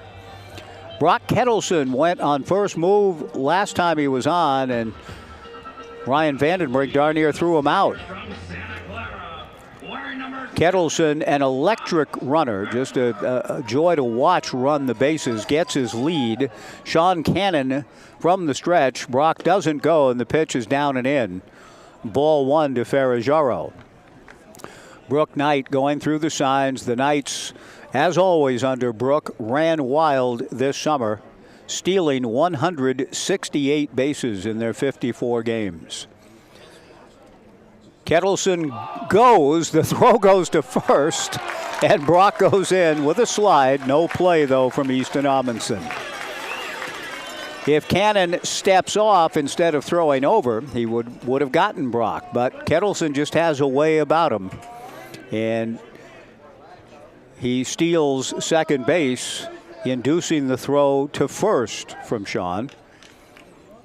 And Brock Kettleson with his second stolen base of the night in scoring position for Thomas Ferraggiaro with a count of 1 ball and no strikes and 1 out in the bottom of the 4th. Thomas takes the fastball from Cannon way outside, ball 2. 2-0, and Vandenbrink on his way to the mound for a conversation with his battery mate Sean Cannon. Ben, in this winner-take-all affair, has a right-hander throwing in the bullpen. I may have to get Rich's young eyes with my binoculars. The numbers are difficult to discern. They got a kid throwing down there, Rich. I can't quite make out the number on that kid's back. Can you? I'm going to put Rich to work sitting alongside here in our broadcast vantage point. I can't quite read the number. Yeah, the gold numbers are tough off the back of the jersey. So we'll see if we can identify. We might put Olivia's eyes on it, too. Olivia Cleary from KZI working. We got to make it a team effort here. Or Ben Crockett. We'll see. 2 balls and no strikes. Out of the stretch, work Sean Cannon. Comes to the plate. Swung out and missed. The count 2-1 to Thomas Ferraggiaro. Let me give Ben the thing. Ben, can you see a number on the back of that guy in the Bend Elks bullpen, please? We can't. The gold numbers are hard to pick up off of their backs. There's a right-hander loosening. Do you have a number for us, young Ben? 2-1 to Thomas Ferraggiaro. With Brock Kettleson at second, 1 out, 3-0 Knights in the bottom of the 4th. And I'm glad that Ben isn't instantly giving us the number. That makes Rich and I both feel a little bit better. The 2-1 pitch, a strike, and the count 2-2. Olivia, can you take a quick look? We're going to put Olivia Cleary from KEZI to see if she can read the number of the guy warming up in the Bend Elks bullpen off the back of his jersey. 2 balls, 2 strikes, 1 out. Sean Cannon has done a pretty good job of just hanging in and competing and not letting the Knights run away with this thing. In fact, by no means has he allowed that. 2 balls and 2 strikes. I think we've got a pitch clock violation, and we do. The 5th one called against Bend in these 2 games here at Goss. The count goes now to 3-2 to Ferraggiaro with Maverick Russell on deck. 3-0 Knights in the bottom of the 4th. Brock Kettleson, the speedster at second. Thomas trying to get him home. 3-2 the count with 1 out. Sean Cannon out of the stretch. The 3-2 pitch. Ferraggiaro, a looper down the left field line. This will get down for a base hit, and Brock Kettleson will score. A big turn at first by Ferraggiaro, who's 3 for 3. Kettleson touches home, and the Knights lead it 4-0.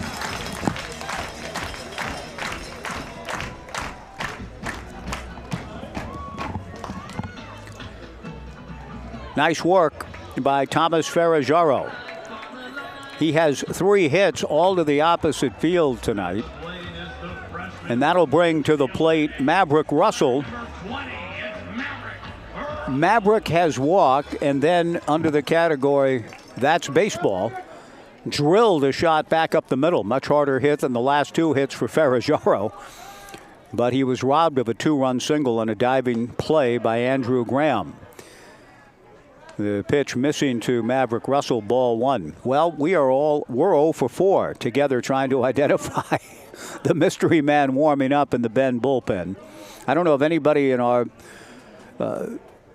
live stream crew could train in a camera out in the bullpen and see what the number is, maybe get a close-up, see who that was warming up. He's stopped throwing now, back of Sean Cannon, but none of us up here using binoculars can make out. It could be Justin Schramm. There is a 49 here named Justin Schramm. You think by process of elimination that might be the dude? Okay. There goes Ferraggiaro. The pitch is low and inside. The throw goes off the glove of Matt Dobson, and Ferraggiaro is in with the stolen base, and he's in scoring position. There is a 46 down there, too. So it could be something in the 40s. 46 is Caleb Malloy, and Justin Schramm is 49. So the umpires are getting together here for some reason, and I'm glad to hear Rich ask what's going on here. Now, we've all been trying to identify the mystery man in the bullpen, so maybe not paying full attention. And I'm not sure. The umpire comes back and says safe. Rich, any idea what the issue was? Okay, I'm glad. Rich doesn't know either. In baseball, you don't know nothing. And the Bend bench is very upset. And here comes Alan Cox.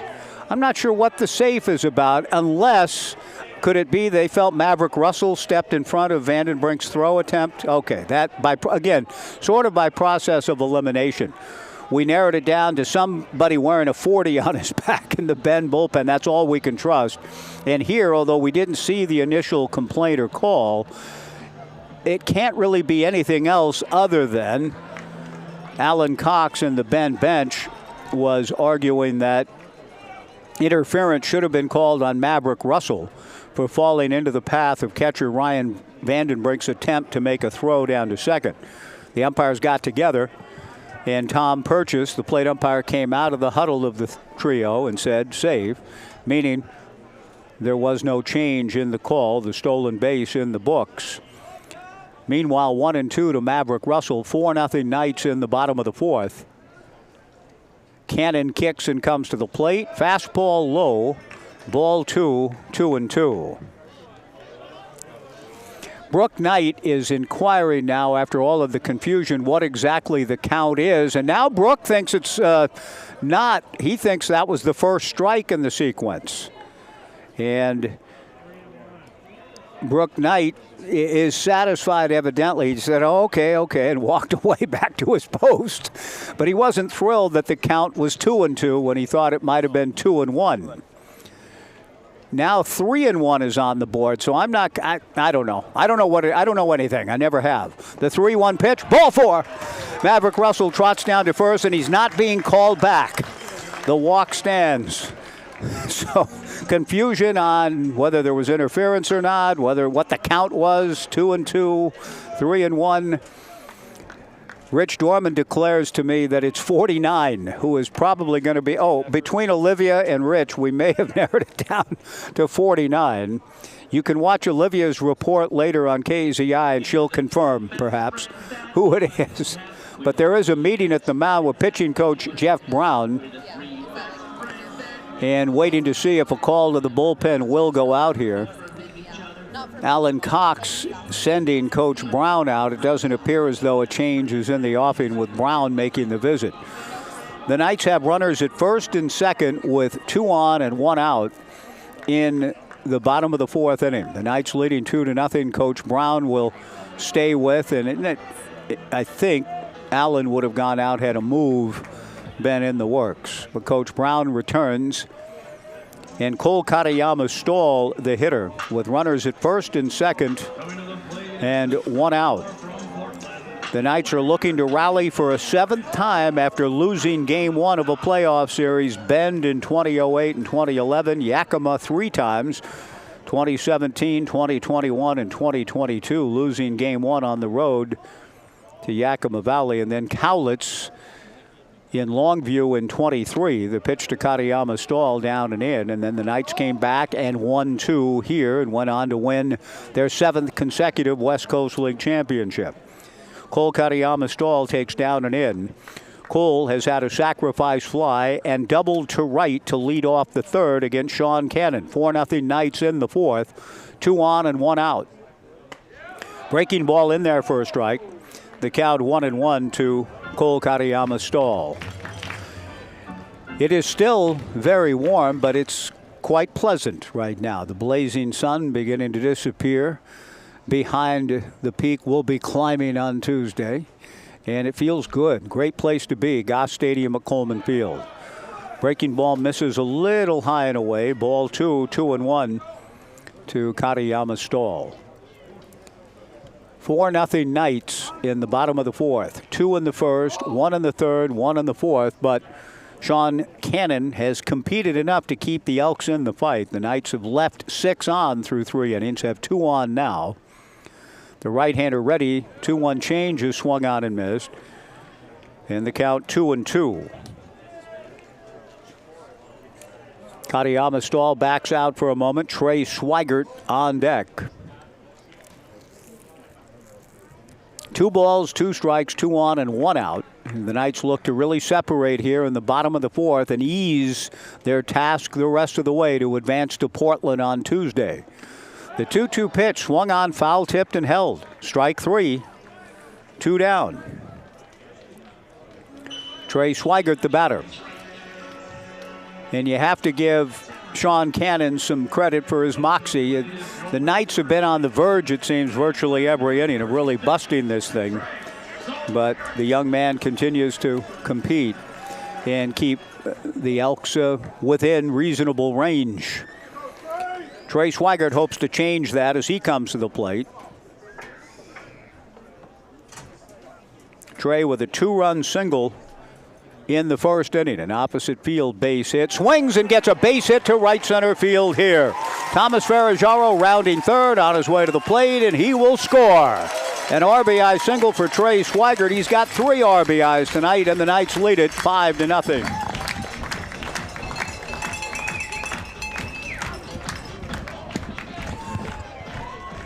Maverick Russell stopped at second base. 3 runs batted in for Trey Swigert. And that brings Ian Fernandez to the plate with 2 on and 2 down.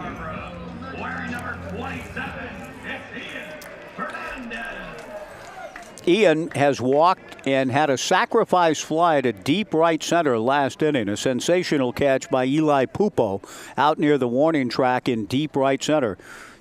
The fly ball produced a run, but Fernandez robbed of an extra base hit. First pitch breaking ball strike to Ian. 0-1 the count. The Knights with 2 runs in the inning to lead it 5-0. Sean Cannon stays on. We believe it's Justin Schramm, a young man from Bend, competing at Colorado Mesa, loosening up back of Sean Cannon. 2 on, 2 out, 2 in. The strike 1 breaking ball pulled foul past Coach Knight. The count, no balls and 2 strikes. Brook getting ready to head back down under this winter. Coach Briley back in Australia. Briley having a good summer up in Billings in the Pioneer League. Brook, you heard Zach Johnson giving all manner of compliments and praise to Brook and the experience Zach has had with the Knights again this summer in our pregame show. Tremendous baseball man. Strike 2, breaking ball, grounded into left field. Base hit. Maverick Russell rounding third. Teddy Tokeim's throw to the plate, not in time. Russell scores standing up. The Knights lead it 6-0.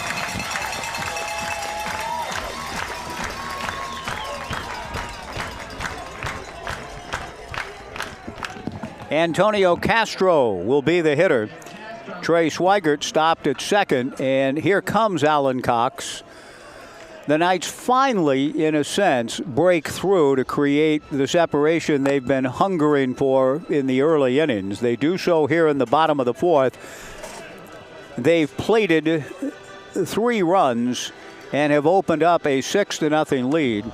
And we'll see a new pitcher coming in for the Bend Elks. We've had a team effort up here trying to identify the man. We think it's Justin Schramm, but we'll find out here in a moment. 6-0 Knights. We'll take a 2-minute pitching change break in this elimination affair. So far, so good for the Knights. 6-0 Corvallis, back in 2 on the Knights live stream and Joe Radio.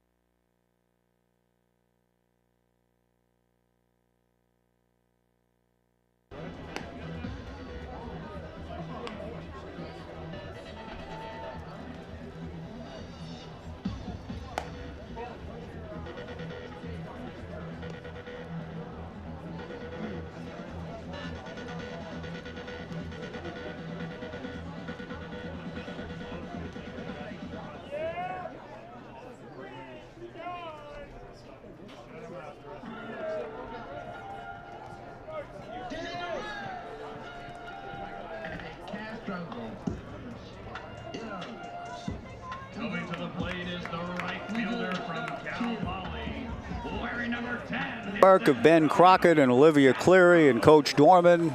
I'm not going to throw mine in. I had nothing to do with it, but Rich and Olivia finally narrowed it down to Justin Schramm, and that indeed is the new pitcher for the Bend Elks, with the Knights leading 6-0 here in the bottom of the second. Schramm's first pitch to Antonio Castro produces a ground ball to second, fielded by Andrew Graham, who throws to first to retire the side. The Knights get 3 runs, though. Good work by Schramm. 1 pitch to end the inning. But the Knights score 3. And we go to the 5th in this decisive final game of the 3-game playoff series powered by Pioneer Connect. The Knights 6, Bend nothing. Back in 90 on the Knights live stream and Joe Radio.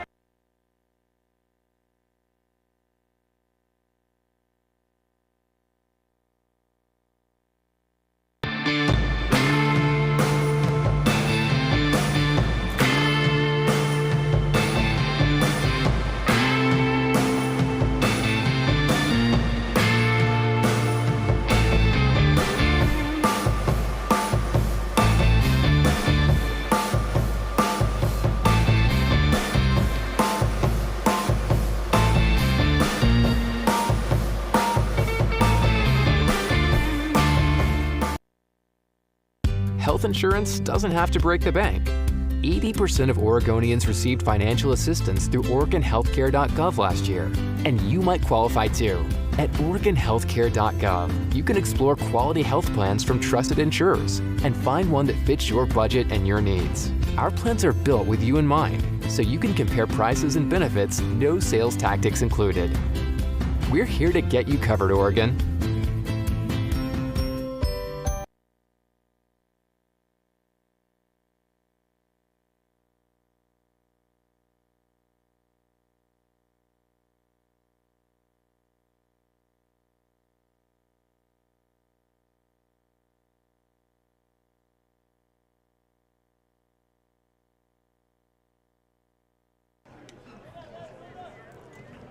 Six to nothing Knights as we move to the top of the 5th inning.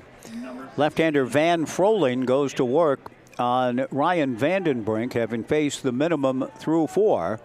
First pitch to Ryan, a fly ball to right field. Antonio Castro hesitates, now finds the ball, moves in to make the catch. 1 pitch, 1 away. Top of the 5th inning. Froling rolling along, a great outing for Van. And he'll face now with 1 out and nobody on, Jack Lafitte, who grounded out to Knights second baseman Thomas Ferragero back in the 2nd inning.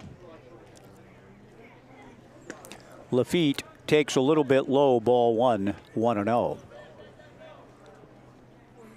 6-0 Knights in the top of the 5th inning. Van Froling's 1-0 pitch is lined to left field, but right at Brooks Avery. Brooks is there to make the catch. Pretty good contact, but out number 2. And Teddy Tokheim, who struck out in the 2nd inning after a long battle with Van Froling, comes to the plate. Van has really been good tonight. He was ahead of the count 0-2 to open the game on Makoa Sniffen. On the 0-2 pitch, he hit Makoa and then proceeded to pick him off. So he has faced the minimum now through 4 2/3. He delivers a first pitch strike to Teddy Tokheim. 0-1 the count and working quickly. The 0-1 pitch, a ground ball back up the middle to the left of Blake Wilson and into center field for a base hit. Brock Kettleson gets the ball back in. That's the first hit of the evening for the Bend Elks. Teddy Tokheim, Stanford bound, gets it. And his teammate to be on the farm, Brock Kettleson, getting the baseball back in. And that'll bring Vinny Salvione to the plate. Yeah, now Coach Dorman, kind of supporting Van Froling's no-hit bid, thought that he couldn't move. He's been staying up here. Now that the hit's in the books, I think Coach Dorman may head back and rejoin his family. But you did the right thing, Coach, staying around until the bubble was burst. Thank you for that. The pitch to Vinny Salvione hit foul off to the right and out of play. Van Froling kicks and comes with the 0-1 pitch, a ground ball at Ferragero. The Knights second baseman picks it up and throws to first, and that's that. And that is another impressive inning for left-hander Van Froling. No runs, the first hit of the game for Ben. No errors, 1 left. We go to the bottom of the 5th inning. It's the Knights 6 and Bend nothing. Back in 90 on the Knights live stream and Joe Radio.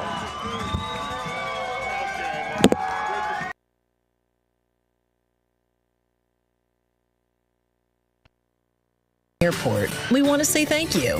Thank you to our community for choosing us to connect you to many destinations, other cultures, your families, and friends. Thank you to our dedicated and professional staff for ensuring the airport experience is excellent. And thank you to local residents and businesses for making us who we are. We are proud to serve you, our region, and beyond. Together, we continue to grow and thrive. Thank you for flying local and for flying EUG.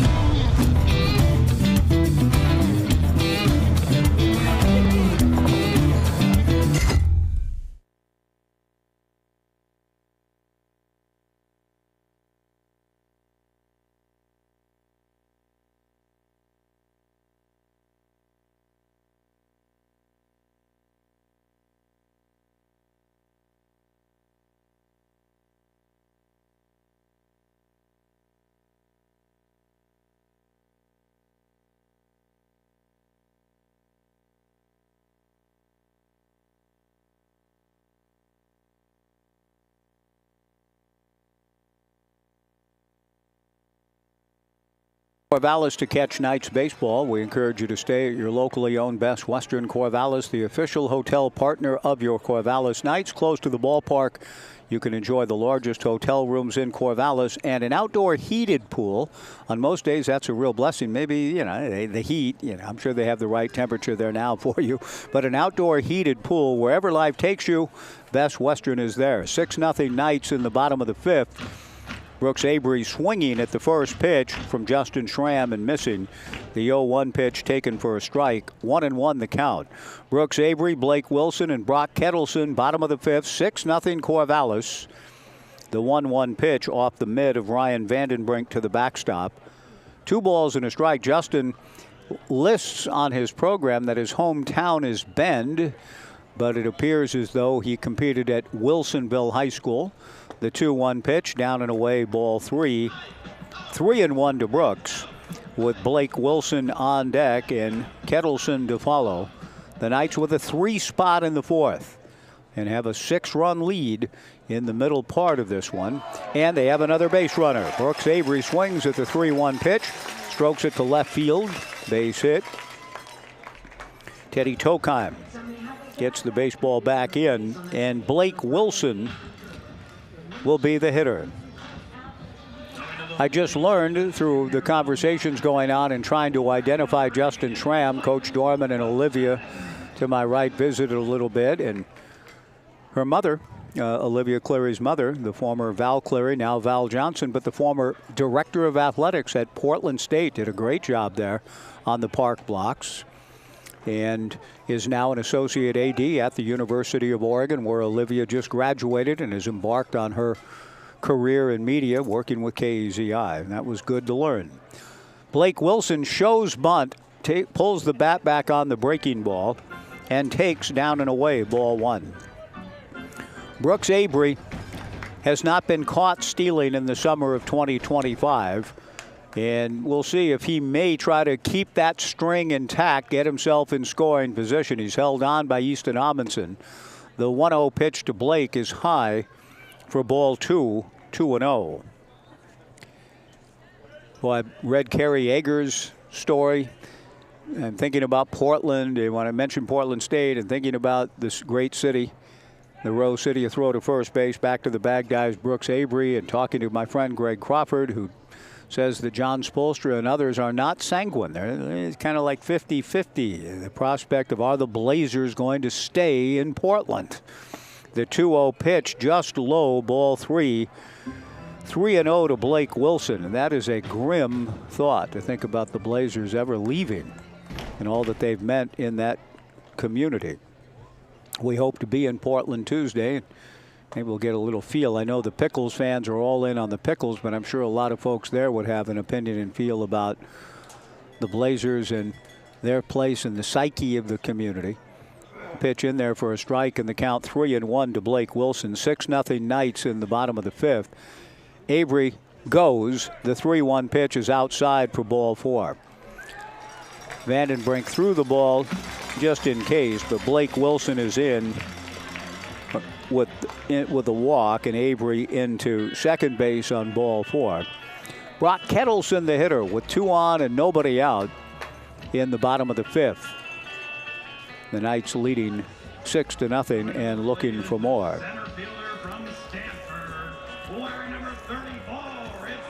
If the Knights get to Portland on Tuesday, it would be a 7 o'clock affair, Walker Stadium at Lents Park. And it would be a third consecutive showdown in the postseason to settle the South. Brock Kettleson shows bunt, takes the breaking ball down and in, ball 1. 2 on, nobody out. If Coach Esker asks Brock, do you know how to bunt? Brock can answer, yes, I did in Corvallis this past summer a few times. And he's showing. He takes a fastball for a strike. The count 1-1. I know my friend Dwight Janes in Portland would be, if he's watching the Knights YouTube live stream, I don't think he is. Dwight's written so much about the Blazers over the years. I know he has thoughts, not necessarily sanguine either, about the future of the Blazers in the city. But when it comes to baseball and bunting, he absolutely hates it. He is just one of those guys. Why would you ever bunt, is his view, ever. And yet, the Frederick Buechner, and yet, The 1-1 pitch. Kettleson's bunting. He might get a hit out of it. A bunt up along third. The throw to first is in and out of the mid of the first baseman, Easton Amundsen. Brooks Avery races around third and scores. Maybe that's why you bunt. The Knights lead at 7-0. Puts pressure on the defense. Kettleson is safe at first. Into third base goes Blake Wilson, and the Knights have first and third. And nobody out. And Thomas Ferraggiaro coming to the plate. Thomas is 3 for 3. And that's going to go as a base hit all the way on the bunt for Brock Kettleson. And gets a run batted in out of it with Brooks Avery and the great speed leaving as soon as the bunt was on the turf here at Goss Stadium at Coleman Field. Avery was thinking home plate, burning around third when the throw went to first and was dropped by Easton Amundsen. That left no doubt that Brooks Avery was going to be sent home by Brooke Knight. And that's going to be the end of the night for the right-hander Justin Schramm.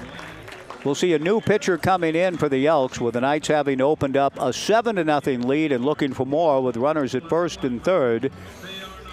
And nobody out. Thomas Ferraggiaro will be at the plate when we return after a 2-minute pitching change break from Goss Stadium at Coleman Field. The Knights 7, Ben nothing, back in 2 on the Knights live stream and Joe Radio.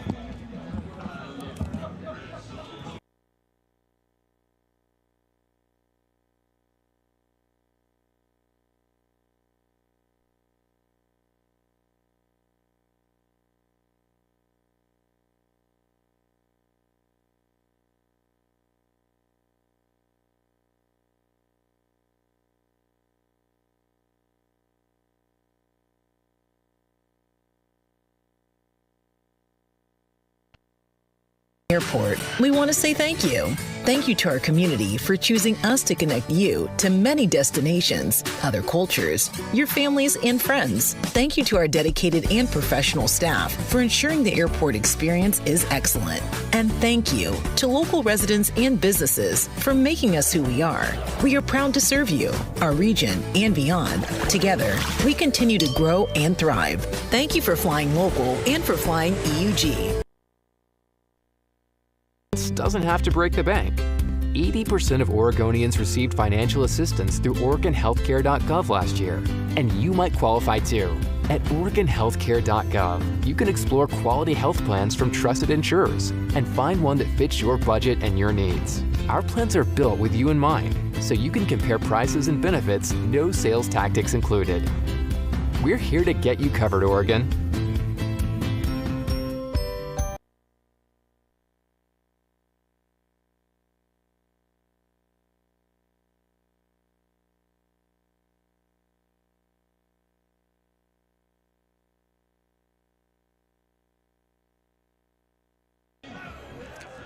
Right-hander Simon Lemke is summoned out of the bullpen by head coach Alan Cox, with the Knights having opened up a 7-0 lead in trying to keep their 2025 season alive and their championship hopes alive. Simon out of Mountain View High School in Bend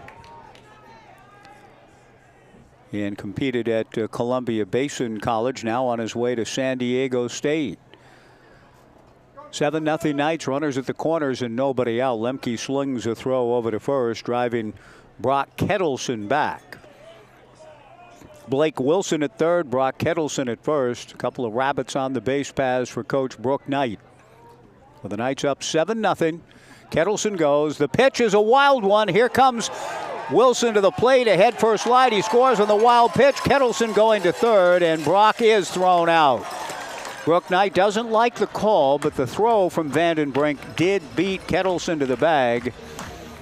And Brooke is arguing the call now with third base umpire Kirk Ordway. He thought that Brock's slide got him in and under the tag. The throw beat Brock, and the tag laid down, and the Knights have an out in the inning. Blake Wilson scoring on a wild pitch. The Knights lead at 8-0.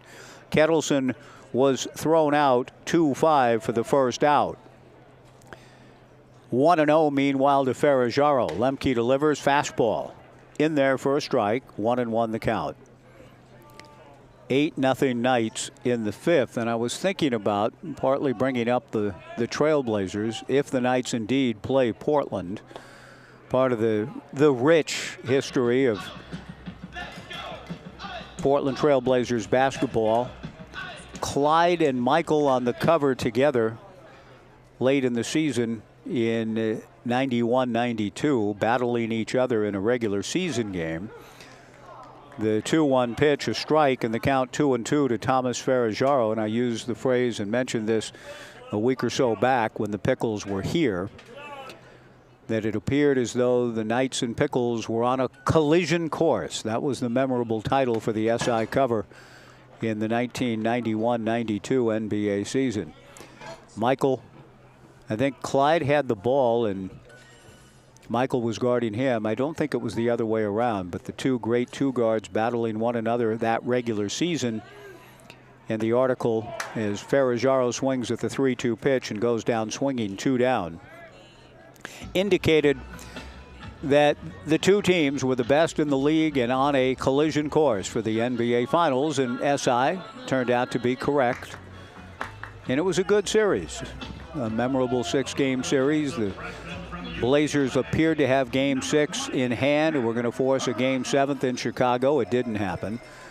But what a great time, a rich and wonderful time in the city of Portland that was.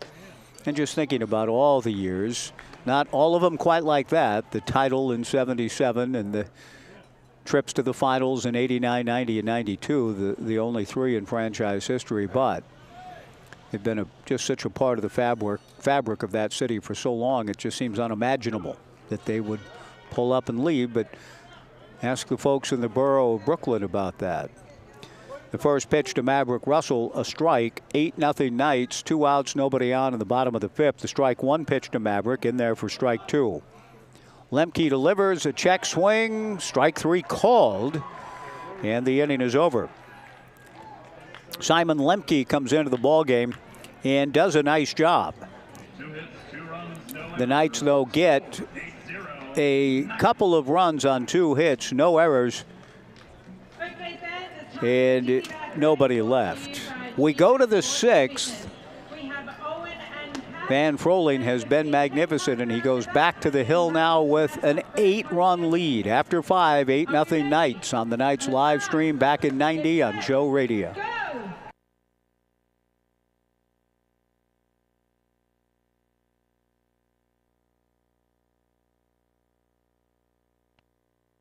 Airport, we want to say thank you. Thank you to our community for choosing us to connect you to many destinations, other cultures, your families, and friends. Thank you to our dedicated and professional staff for ensuring the airport experience is excellent. And thank you to local residents and businesses for making us who we are.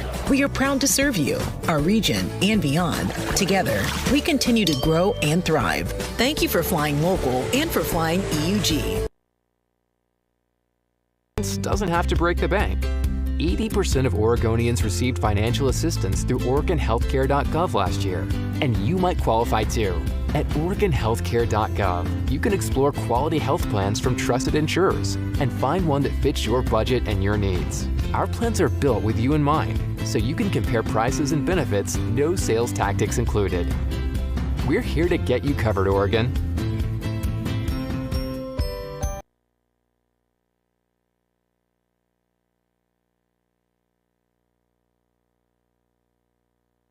To nothing. The first pitch swung on and missed by Matt. Froling back to the plate. Fastball in there for strike two. 0-2 the count to Dobson, who struck out in the third inning. Eli Pupo on deck. Makoa sniffing to follow. 8-0 Knights in the sixth. Van Froling's strike two pitch is outside. Ball one. 1-2.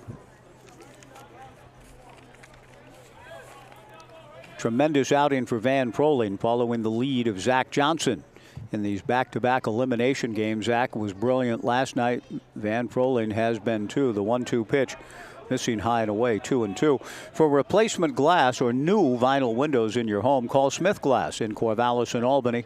Smith Glass, a leading residential and commercial glass service for the Mid-Valley and longtime partner of the Corvallis Knights. Smith Glass on the cutting edge since 1945. The 2-2 pitch hit foul into Urchin Alley off to the right. The count remains 2 balls and 2 strikes. The 2-2 pitch fouled at the plate. It remains 2-2. To the right hand hitting Matt Dobson, leading matters off for the Bend Elks in the top of the sixth. Bend with just 2 base runners tonight. 1 base hit. The 2-2 pitch hit foul off to the right. It's playable for Ian Fernandez. The Knights catcher throws his helmet mask away and makes the catch. 1 away. And Eli Pupo to the plate. On the cutting edge since 1945. Now, for 1945, a lot going on in the world, right? That's true. I suppose any year there's a lot going on throughout the world. But I mean, when you think about 1945 and the month of August of 45, you think a couple of years later, and we've talked a little bit about Mo Berg and his spying activities for the OSS and on assignment to assassinate Werner Heisenberg, listening to the German physicist delivering a lecture. And if in that lecture Heisenberg indicated he was on to how to build the atomic bomb, Mo Berg, the former catcher and linguist, spoke 12 languages, could hit in none, as the saying goes. Berg was to assassinate Heisenberg, and then if he was about to get caught, take a cyanide pill himself. That was the story. I mean, that's a baseball player for you. The pitch missing on the 0-1 offering to Pupo to run the count to 1-1. Mo became kind of a darling, attending cocktail parties at the famed Institute for Advanced Studies. It's featured prominently in the film Oppenheimer. Ground ball to short. Blake Wilson up with it, throws to first, 2 down. Makoa sniffing the batter. Makoa's been hit by a pitch and grounded to second. Nicholas Davidoff recounts in his outstanding book, The Catcher Was a Spy, that Mo Berg, the catcher, charmed the people at those cocktail parties at the Institute for Advanced Studies, Oppenheimer included, and an individual by the name of Albert Einstein. Now, I hope this story is not apocryphal because it's too good. But Mo Berg ended up being invited by Einstein to lunch with the great one a couple of different times. The 1-0 pitch, a high pop foul to the right. The Knights can get through a 1-2-3 inning if Trey Swigert can catch it, and Trey does. and the inning is over. I'll finish the Einstein story when we continue because it's a good one, and I hope a true one, and it sounds good enough to be true. So we'll try it out on you when we go to the bottom of the 6th. The Knights cruising along here. Van Froling has been magnificent. Another 1-2-3 inning for the left-hander. We go to the bottom of the 6th. The Knights 8 and Ben nothing. Back in 90 on the Knights live stream and Joe Radio.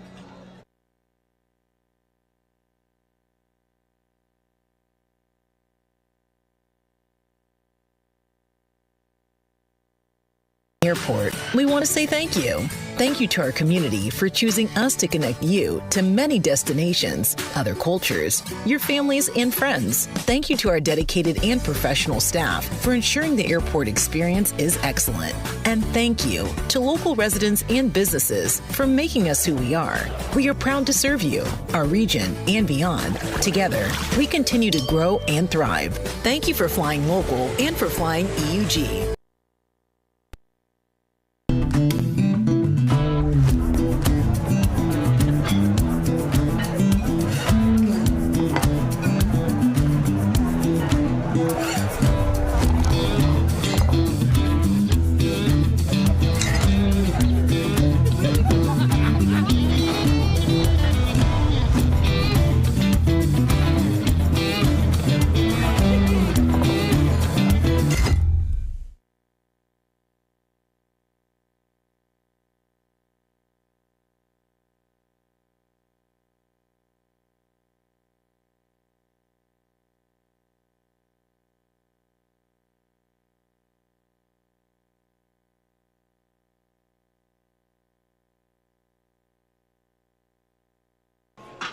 Bottom of the 6th inning, the Knights leading Bend 8-0. The right-hander Simon Lemke did a nice job last inning coming on for Justin Schramm. Will start off against Cole Katayama Stahl here in the 6th. Cole followed by Trey Swigert and then Ian Fernandez. Lemke works out of the stretch with nobody on, comes to the plate and misses high. Ball 1 to Cole, who has a sacrifice fly, a double, and has struck out. 8-0 Corvallis, bottom of the 6th, closing in on keeping their season alive after losing game 1 at Vince Skinner. Strike one, the 1-0 pitch foul back to even the count at 1-1. Trey Swigert waiting his turn. The Knights with 2 in the first, 1 in the third, 3 in the fourth, and 2 last inning. An 8-run lead.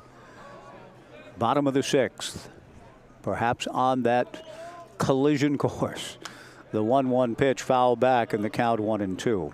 So as the story goes, Mo Berg was invited 2 different times to lunch at the Princeton home of Albert Einstein. Can you imagine? I mean, you a story to tell everybody about, and Mo was a storyteller, and he told the stories of lunching with Einstein.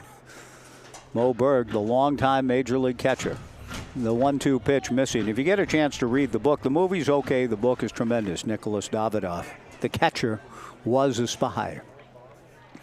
2 balls and 2 strikes to Katayama Stahl. 8-0 Knights in the 6th. The 2-2 pitch from Lemke sails high and away. Ball 3.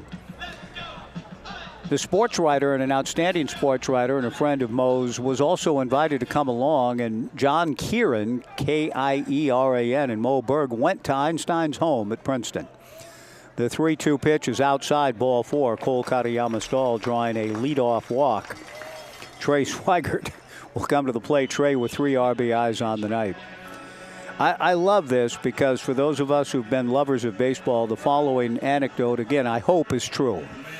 Because Einstein, intrigued a little bit, by being here and the infatuation that he saw as did Jacques Barzun and others over the years. If you want to understand America, you better know baseball. So Einstein wanted Kieran and Mo Berg, he said, quote, explain the theory of baseball to me. Trey Swigert takes a strike in the count 0-1. Pencil and paper are brought out, diagrams, and after a short amount of time, the great one said, no, I don't understand it, and I never will. The strike one pitch fouled back and the count 0-2. And according to Mo, Einstein gave it one more try one day, brightened up, perked up, and said, Mr. Berg, I shall teach you the theory of relativity, and you shall teach to me the game of baseball. So Mo gave it another try, and Einstein reportedly said, nope, that's it. You'll understand relativity before I'll ever understand baseball, and I don't want that. The strike two pitch to Trey Swigert. Strike three called with a generous interpretation of the strike zone. Trey, and again, how do you explain strike three, ball four? When you think about it, thank you, Amanda. There is a lot, and Einstein thought perhaps he could take, quote, the theory of baseball, unquote, in a moment, as he was able to be a quick study on almost everything else.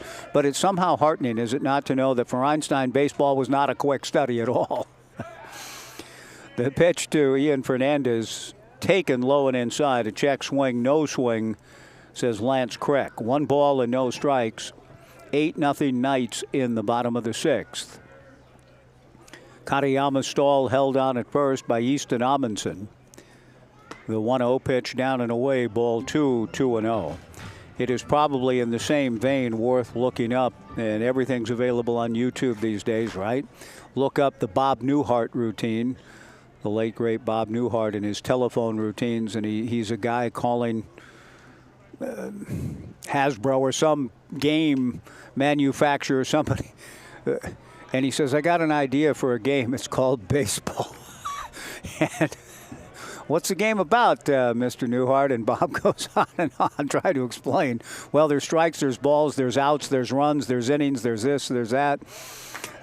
Here's another walk to Ian Fernandez, down and away, ball 4. Cole Katayama Stahl down to second, Ian Fernandez at first, Antonio Castro the batter. It's not a lengthy routine, and it's kind of a one-note joke in a sense, but Newhart pulls it off in his wry, wonderful way, and it's worth looking into as a companion piece, as it were, to the anecdote about Einstein saying, now enough, I'll never understand baseball. He understood a few other things, though, a little bit better, I think, than even Mo Berg. And that's saying a lot. 2 on, 1 out, 8-0 Knights, bottom of the 6th. Antonio Castro takes a strike in the count 0-1. Antonio has grounded to second twice and walked. The Knights trying to keep adding on, making sure that they're in good shape to get on a bus and travel to Portland on Tuesday to play for the South Division title. Castro swings and hits one foul off to the left and out of play. No balls and 2 strikes. The Pickles swept the Knights in the opening series of the weekend. The Knights came back, though, to win the series in the final series of the regular season. And if the Knights can hold this lead, they will meet Portland for a 3rd consecutive summer to settle the South. 2 on, 1 out, 8-0. The strike 2 pitch from Simon Lemke misses high and away, ball 1, 1-2.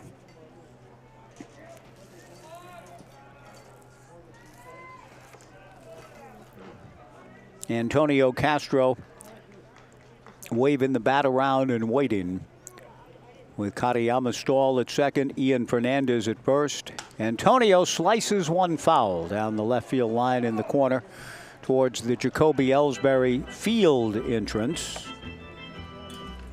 The count remains 1-2.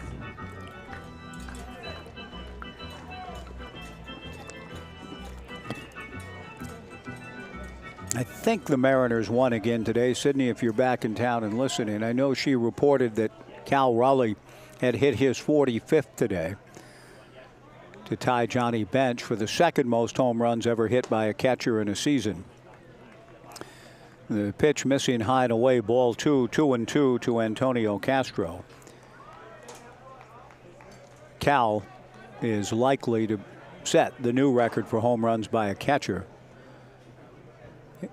Salvador Perez, I think, hit 48 or 9. Chopper to first, a fair ball, fielded by Amundsen, steps on first for 1 and goes down to second for a double play on Fernandez. And the inning is over. Antonio Castro grounding into the 3-6 double play. The tag applied to Ian Fernandez by Matt Dobson, and we are through 6. But it's I'll try to find out about the Mariners and see if indeed they prevailed. What a great summer they're having, led by Cal Raleigh in conversation for the MVP. 6 magnificent innings for left-hander Van Froling. He will give the baseball over to Tanner Douglas, whom Rich Dorman will get to watch from the confines of the Omaha room now. Tanner, one of Rich's charges. We are through 6. The Knights 8, Ben nothing, back in 2 on the Knights live stream and Joe Radio.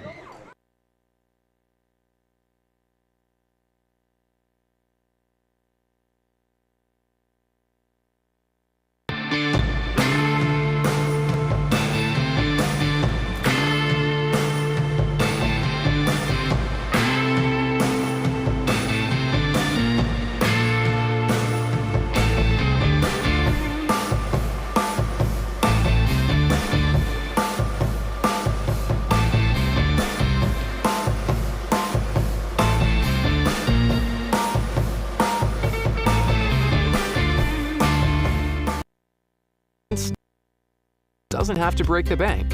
80% of Oregonians received financial assistance through OregonHealthcare.gov last year, and you might qualify too. At OregonHealthcare.gov, you can explore quality health plans from trusted insurers and find one that fits your budget and your needs. Our plans are built with you in mind, so you can compare prices and benefits, no sales tactics included. We're here to get you covered, Oregon.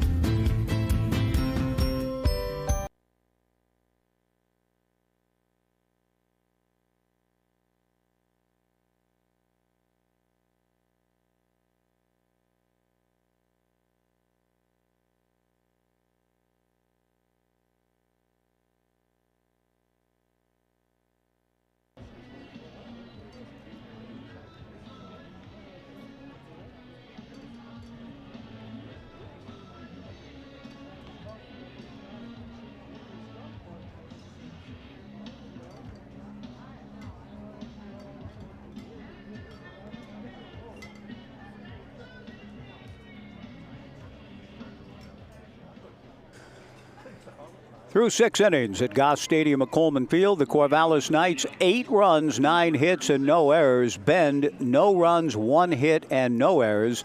Left-hander Tanner Douglas, senior to be at Oregon State, comes in and hopes to pick up where Van Froling left off. Van pitching a 1-hitter through 6 and allowing just 2 base runners.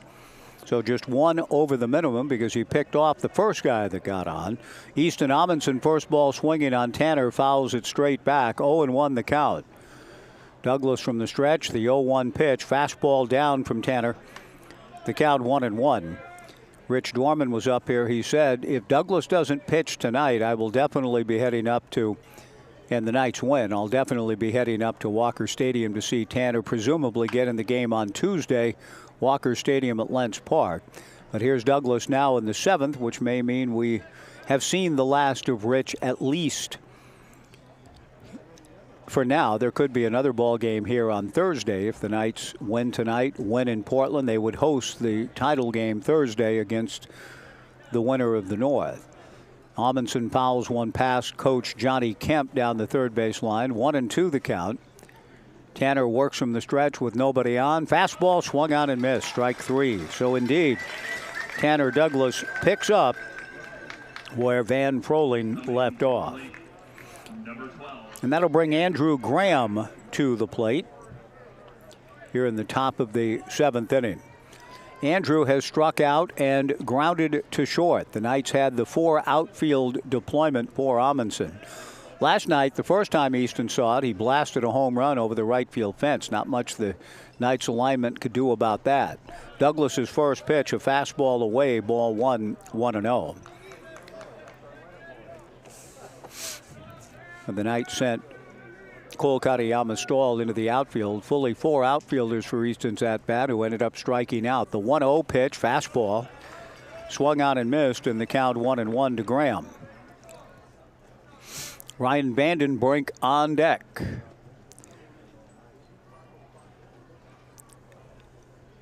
Tanner Douglas out of the stretch, comes to the plate. Fastball fouled straight back, and the count 1-2.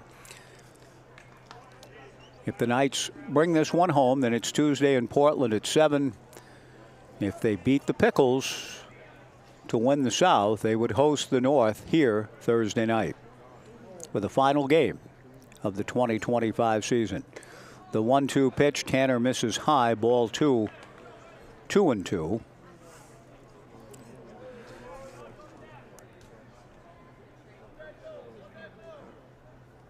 Tanner Douglas is working diligently, was worked hard this summer, wanting to expand his role for Rich and the Beavers next year. A ground ball to the left of Blake Wilson from behind the bag. Picks it cleanly and slings to Trey Swigert for out number 2. Nice play by Blake, among many he's turned in the summer of 2025. 2 down, Ryan Vandenbrink, the batter. Papay Material Handling keeps you moving one step closer to home. The Knights and Papay have teamed up again this summer in support of Community Outreach, Inc., a local nonprofit helping people lead healthy and productive lives. For every Knight stolen base, Papay Material Handling and the Knights have donated $20 to Community Outreach, Inc. Teamwork, process, impact, and opportunity, creating transformative pathways to life. Tanner Douglas works on his Oregon State teammate Ryan Vandenbrink. Fastball swung on and missed. Tanner back to the plate. Another good fastball. Swung on and missed again. Tanner with a good fastball tonight. And he's ahead of the count quickly to Vandenbrink. 0-2, 2 down, nobody on in the 7th. 8-0 Knights. Douglas looking for a 1-2-3 inning. The strike 2 pitch just missed.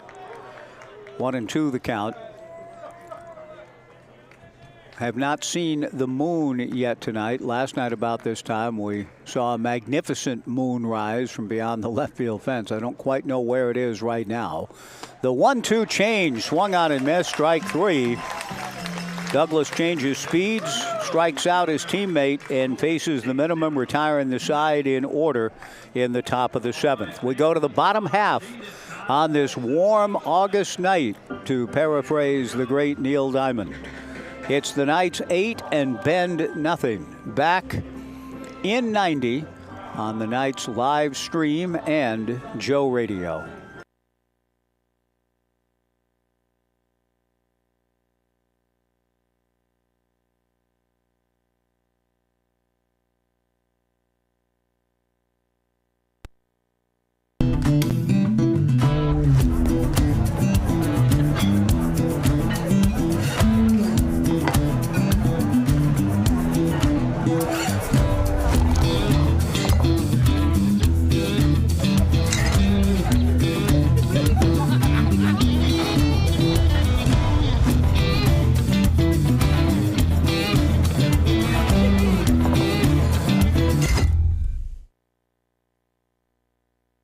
Doesn't have to break the bank.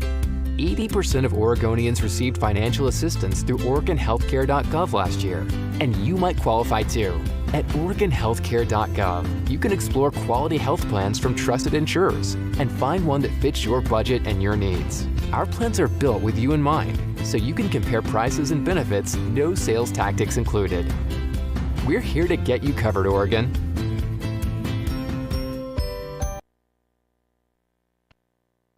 Airport, we want to say thank you. Thank you to our community for choosing us to connect you to many destinations, other cultures, your families, and friends. Thank you to our dedicated and professional staff for ensuring the airport experience is excellent. And thank you to local residents and businesses for making us who we are. We are proud to serve you, our region, and beyond. Together, we continue to grow and thrive. Thank you for flying local and for flying EUG.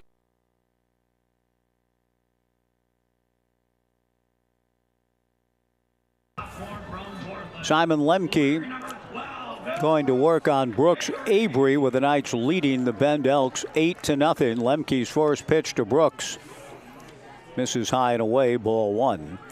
Brooks has struck out, flied to right, and singled to left. Brilliant pitching for the Knights the last 2 nights, and they're 6 outs away from moving on in the postseason, powered by Pioneer Connect. The 1-0 pitch misses just inside, ball 2. 2-0 to Brooks. The attendance tonight is the smallest crowd of the season here at Goss. Last night, 1,043 for Game 2 of this playoff series. Tonight, 577. Avery spins around and is just missed by the delivery from Lemke in terms of the hit batter. Avery just did avoid contact with the pitch around his hands. Good thing he spun out of the way. The count goes to 3-0. Lemke delivers down and in. A 4-pitch walk to Brooks Avery to open the bottom of the 7th. Blake Wilson will come to the plate. But just 577 this evening. But if the Knights do play another game here, that would be Thursday night. And we would expect and believe that with a little bit more, the cooling temperatures for one thing, and I think we would see a larger crowd, see the Knights try to bring home their 11th championship. A lot of work to do. They still need the final 6 outs here against Bend, and then need to find a way to win against the Portland Pickles and their outstanding fan base. The first pitch missing to Blake Wilson. The 1-0 pitch swung on and missed by Blake. The count 1-1. That will be a highly charged and exciting atmosphere to be in Tuesday if the Knights can get there, and they're closing in on it, up 8-0 in the bottom of the 7th. 7 o'clock in southeast Portland. The pitch to Blake, a 2-hopper towards the second baseman Graham. He tags out Brooks Avery and then throws the ball by Easton Amundsen, but nowhere for Blake Wilson to go. Blake is aboard on the fielder's choice. 1 away, and Brock Kettleson to the plate. Coming to the plate is the center fielder from Stanford, number 34. Brock has walked twice. He's scored twice, and he has a bunt single and a run batted in. Walked thrice, actually. 3 different times Brock has been up and taken his base. The pitch is in there for a strike to Kettleson. 0-1 the count. At this rather late hour, I'm still looking around the ballpark, and Knights fans have brought their fans and are fanning themselves in the grandstand below the McGrath family press box. The pitch to Kettleson, foul back, and he's down in the count 0-2. And just that image reminds me, and this the 100th year, the 100th anniversary of the Scopes trial in Dayton, Tennessee, 1925, 100 years ago, a memorable event in media history, education history, religious history, American history, and captured powerfully in a great film, Inherit the Wind. Spencer Tracy, Frederick March. Wonderful movie, great acting. And generally a true account, with Gene Kelly essentially playing the role of H.L. Mencken in it. But that image comes to mind, seeing all the fans go. That film has plenty of fanning going on in the courtroom in Dayton. They called it Heavenly Hillsborough in the film version, Inherit the Wind. Great film from, I think, 1960. Kettleson, speaking of fanning, adds to the breeze, swings and misses, strike 3. 2 down. Thomas Ferraggiaro, the batter. Thomas having himself a big night, doubled and scored in the first, singled and stole a base in the second, singled to drive in 2 runs in the 4th. Thomas takes away for ball 1, 1-0. 8-0 Knights, bottom of the 7th inning. Blake Wilson, the runner at first, held on by Easton Amundsen. The 1-0 pitch, high and away for ball 2. 2 balls and no strikes. A late start to this one to try to, I think, persuade a few more fans to come out and brave the triple-digit heat. It was just under 100 when this game started. There goes Blake Wilson. The pitch is high and away. Vandenbrink not able to make the transfer, drops the ball and doesn't throw. And Blake is aboard on the stolen base. Thomas Ferraggiaro with a count of 3 balls and no strikes. Maverick Russell on deck. 8-0 Knights, but relentless in their approach in the run game, and that's a compliment from Brooke on the other side to Ben, saying, hey, we want to get as many as we can to beat you. The 3-0 pitch, a strike, and the count 3-1. The Elks still have 6 outs remaining them. And so Brooke Knight is just continuing to coach his game, coach his team, and trying to get his team to Portland on Tuesday. The 3-1 pitch, Ferrajaro, a high pop foul down the third base side. Moving over to backhand it is Jack Lafitte up near the screen, and the inning is over.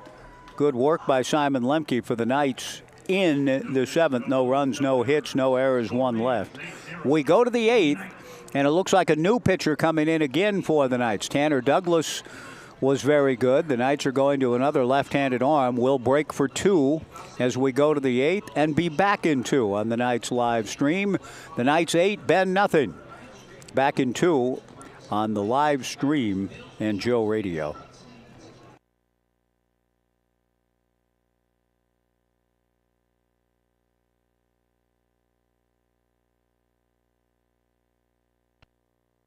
Airport, we want to say thank you. Thank you to our community for choosing us to connect you to many destinations, other cultures, your families, and friends. Thank you to our dedicated and professional staff for ensuring the airport experience is excellent. And thank you to local residents and businesses for making us who we are. We are proud to serve you, our region, and beyond. Together, we continue to grow and thrive. Thank you for flying local and for flying EUG. Doesn't have to break the bank. 80% of Oregonians received financial assistance through OregonHealthcare.gov last year, and you might qualify too. At OregonHealthcare.gov, you can explore quality health plans from trusted insurers and find one that fits your budget and your needs. Our plans are built with you in mind, so you can compare prices and benefits, no sales tactics included. We're here to get you covered, Oregon.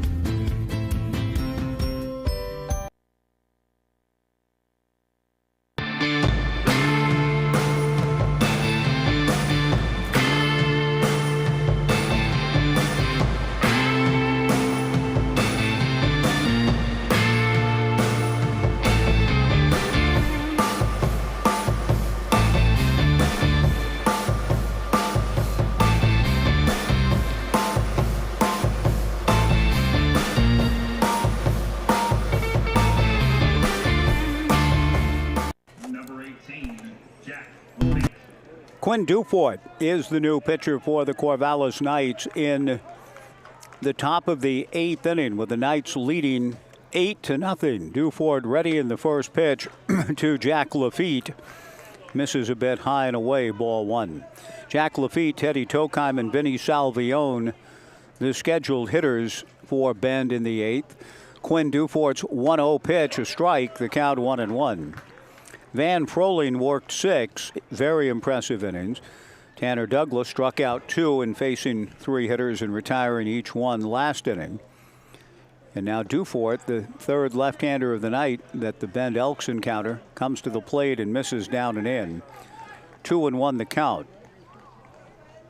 The Knights thus keeping Tanner Douglas hot for Tuesday if they get there.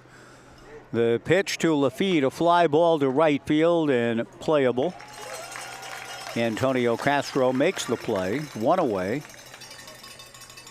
And Teddy Tokheim, who has struck out and singled. He has the lone hit of the night for the Bend Elks, coming to the plate. But Zach Johnson appears as though he'll be hot and ready to go on Tuesday. Tanner Douglas, after just 1 inning of work, will also be available, as will others. Quinn Dufort to the plate and misses outside, ball 1, 1-0. The Knights 5 outs away from that collision course get together in Southeast Portland, Walker Stadium and Lentz Park. The 1-0 pitch, high and away, ball 2. 2-0 to Teddy Tokheim. Vinny Salvione waiting his turn. 8-0 Knights in the 8th. Quinn back to the plate. The 2-0 pitch, a strike, and the count 2-1.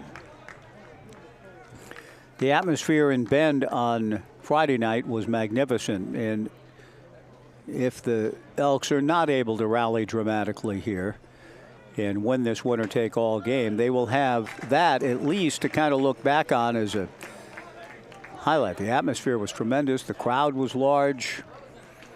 Really a fun night to be over there, as always, at Vince Ganna Stadium.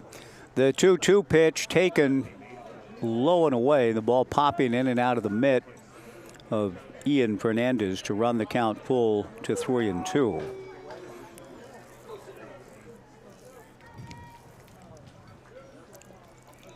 Quinn Dufort, the third pitcher of the night for the Knights, comes to the plate, and Teddy Tokheim gets his second hit. Dropping a single into right center, Brock Kettleson gets the baseball back in.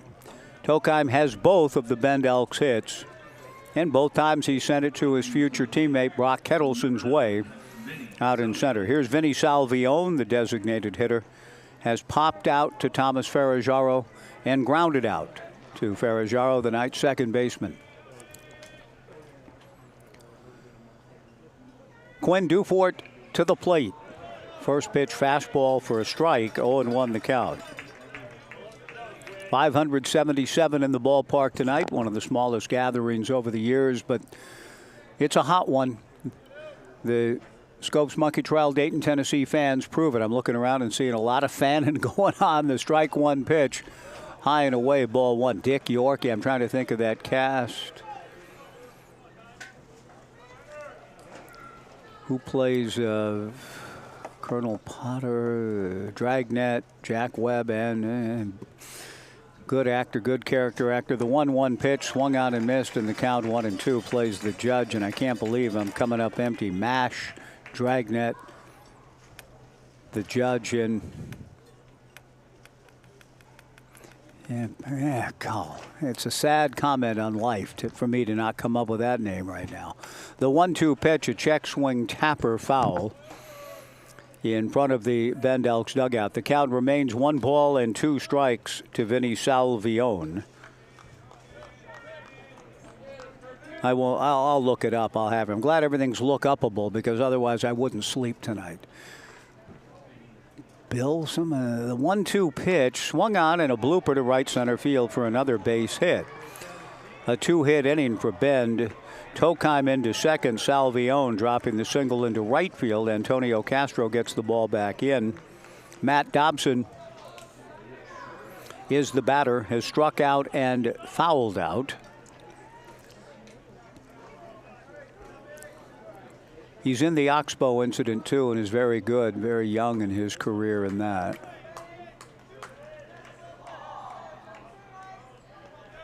Good, versatile actor. In his final line in MASH, "I was laughing to beat all hell," was his great quote. The pitch on the way, missing down and into Matt Dobson, ball one. I may have been mad at you guys, but inside I was laughing to beat all heck. Good final line in that great series for him. The 1-0 pitch swung on and missed, and the count 1-1 to Matt Dobson. 2 on, 1 out, top of the 8th, 8-0 Knights. Okay, let me go to the text line, see if a kindly soul has been kind enough to reach out and give me the name that is eluding me. The pitch missing. Harry Morgan, there we go. Thank you, Millie. I knew somebody would know. Yes, Harry Morgan. Played the judge and inherit the win. 2 balls and a strike. The 2-1 pitch, fastball just outside. I mean, if it's a strike back in the second or third inning, it should be a strike here in the 8th inning. The count goes to 3-1. I mean, no need to change things up now. 8-0 Knights in the top of the 8th. From the stretch, the left-hander Quinn Dufort ready. The 3-1 pitch, chopped foul in front of the Knights dugout. The count goes full to 3-2. He's also very good in Support Your Local Sheriff. One of those consummate character actors. You put him in anything and he makes it better. 3 balls, 2 strikes, 1 out. 8-0 Knights in the 8th. The 3-2 pitch from Quinn Dufort. A check swing on appeal. On appeal down to first. Swing. No appeal. Strike 3. The home plate umpire took it into his own hands, and he was right to do so. Strike 3. 2 down. Matt Dobson trying to check, but he did certainly commit himself, and that'll bring to the plate Eli Pupo. And if I hadn't come up with Harry Morgan, I might have done the same, but thank you, Millie. Pupo has struck out and grounded to short.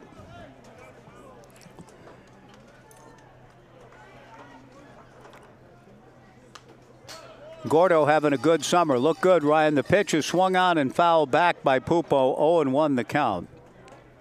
8-0 Knights in the top of the 8th inning. Good to see the Oregon State contingent in the house. Coach Dorman hung out for a while, and now Ryan's family as well. The strike one pitch swung on and fouled back. 0-2 the count to Pupo with 2 down in the top of the 8th inning, and the Knights leading 8-0. The Elks with a couple of hits in the inning, trying to make something happen and stay on the fringe of contention in this winner-take-all Game 3. The strike 2 pitch from Quinn Dufort misses high and inside, ball 1. Had the pleasure of meeting Quinn's mother last night after the game, Katie. And I think they said they were planning on listening back to our pregame interview with the young man before the game. The 1-2 pitch is stroked to left field. It's a 3-hit inning, and the bases are loaded. Brooks Avery gets the baseball back in. Eli Pupo, a base hit to left. And this is why, you may wonder, you may have looked askance at Brook Knight running in the bottom of the 7th inning. But Brook respects the Elks enough to know that they can string hits together. They've got some pop in the lineup. They've got the bases loaded now. They've got Makoa Sniffen, one of their best hitters, at the plate, and Easton Amundsen on deck. And we saw what Easton can do in turning a baseball around. So it's 8-0, but one swing can change that. And so Brook Knight was still putting the pressure on, coaching his team and trying to run and get a man in scoring position with the stolen base in the bottom of the 7th.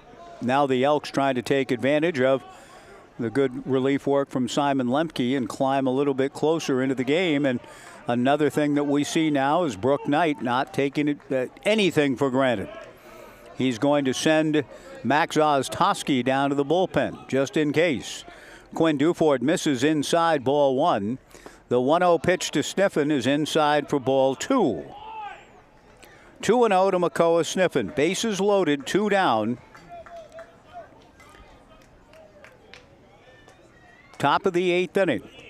Bend trying to make a little noise late. They had 1 hit going into the frame. They have 4 now, and the bases are full.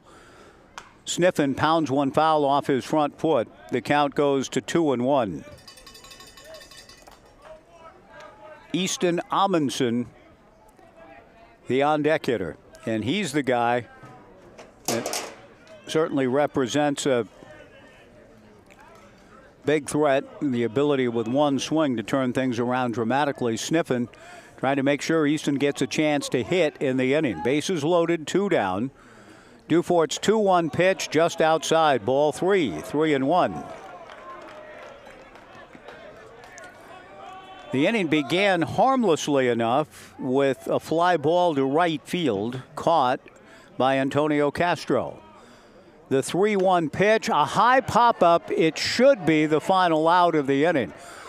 Coming up is Trey Swigert in fair territory, about 3/4 up the line to make the catch, and that settles things dramatically and puts the Knights truly in the driver's seat to bring this thing home as the Bend Elks strand 3. We go to the bottom of the 8th inning. It's the Knights 8 and Bend nothing. Back in 90 on the Knights live stream and Joe Radio.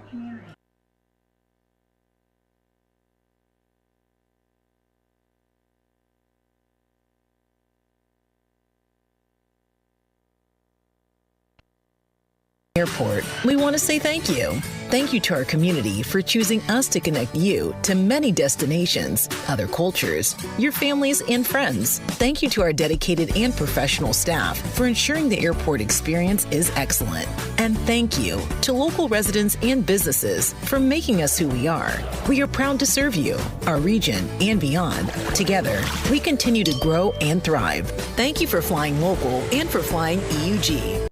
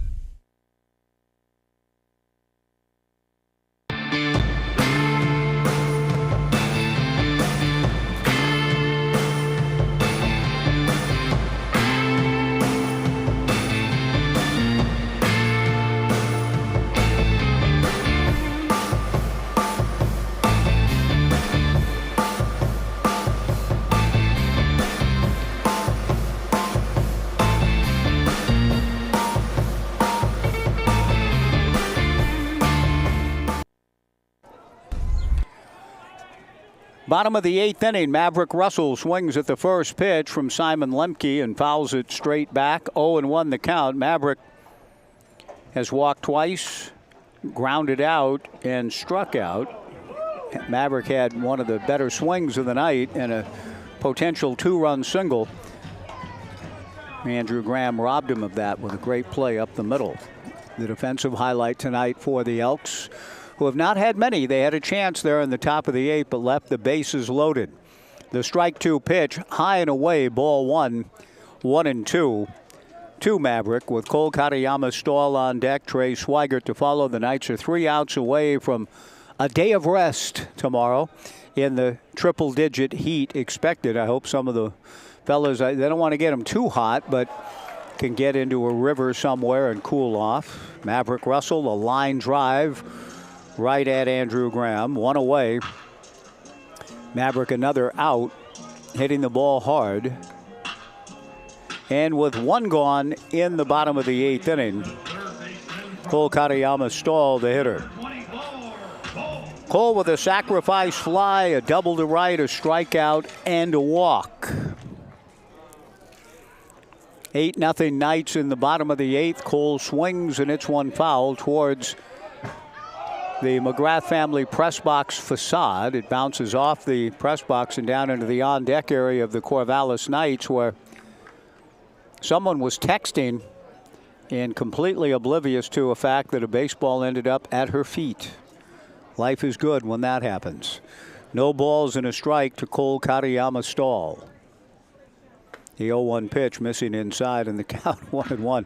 Opening day 1982, a friend of mine who was attending Fullerton Theological Seminary in Fullerton. I just met a young man who I gave a shout out to during the night series at Cal State Fullerton, Scott Johnson. Ryan and Laura Gorton coming up to tell me about Scott Johnson was driving an ambulance, and when I was, oh my gosh, there's the moon.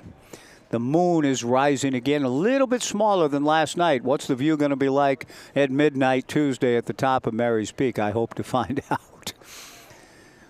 The moon, I think, will be much higher in the sky, so the stargazing, while tremendous, won't be quite as glorious as it could. The pitch pulled foul. Scott Johnson here tonight.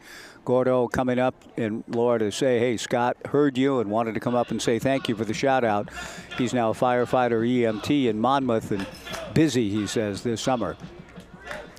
2 balls and 2 strikes with 1 out in the bottom of the 8th. The Knights leading 8-0. Simon Lemke delivers. Katayama Stahl takes high and away. Ball 3, 3-2.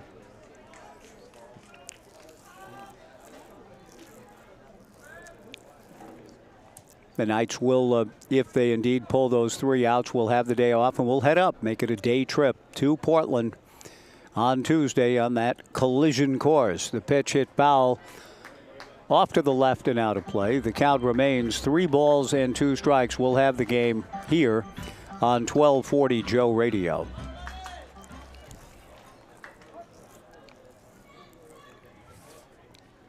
Out of the stretch works Simon Lemke. And the right-hander comes set, delivers a check swing by Katayama Stahl on the 3-2 pitch just outside, ball 4. Cole draws the walk, and Trey Swigert strides to the plate.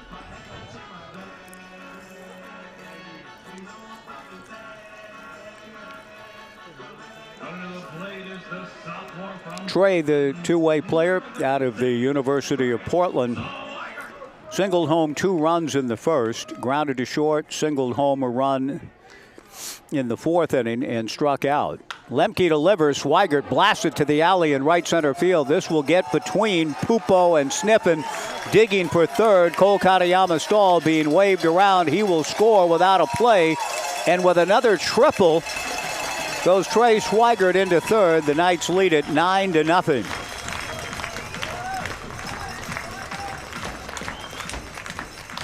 Well, good for Trey Swigert. Triples are not easy to come by, and Trey, not built exactly like a big-time runner, nevertheless has gotten triples now for the Knights, who lead it 9-0. And has a chance to score. A ground ball to short. He will score. The throw to first is in time because of the triple. Swigert down the line to make it a 10-0 ball game. Ian Fernandez, first ball swinging, picking up the RBI, 6-3. 2 down, and Antonio Castro will be the hitter. 10-0 Knights, 3 outs away from taking care of business and moving on to Portland on Tuesday. From Cal Poly, number 10, Antonio Castro. Lemke to the plate. Castro fists one foul, back of the plate and out of play. No balls and a strike.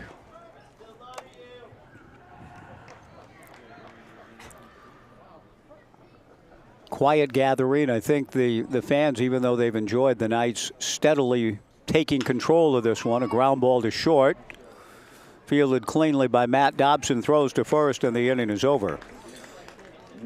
It has required maybe a little too much exuberance on this hot night in Corvallis to get too excited, but the Knights controlled last night's game from the start and won 12-3. They've steadily built their way into full command of this one tonight.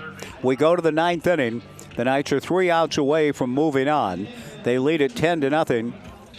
Still 84 degrees at 9:37.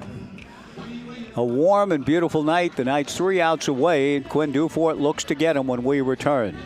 To the top of the 9th we go. 10-0 Corvallis on the Knights live stream and Joe Radio.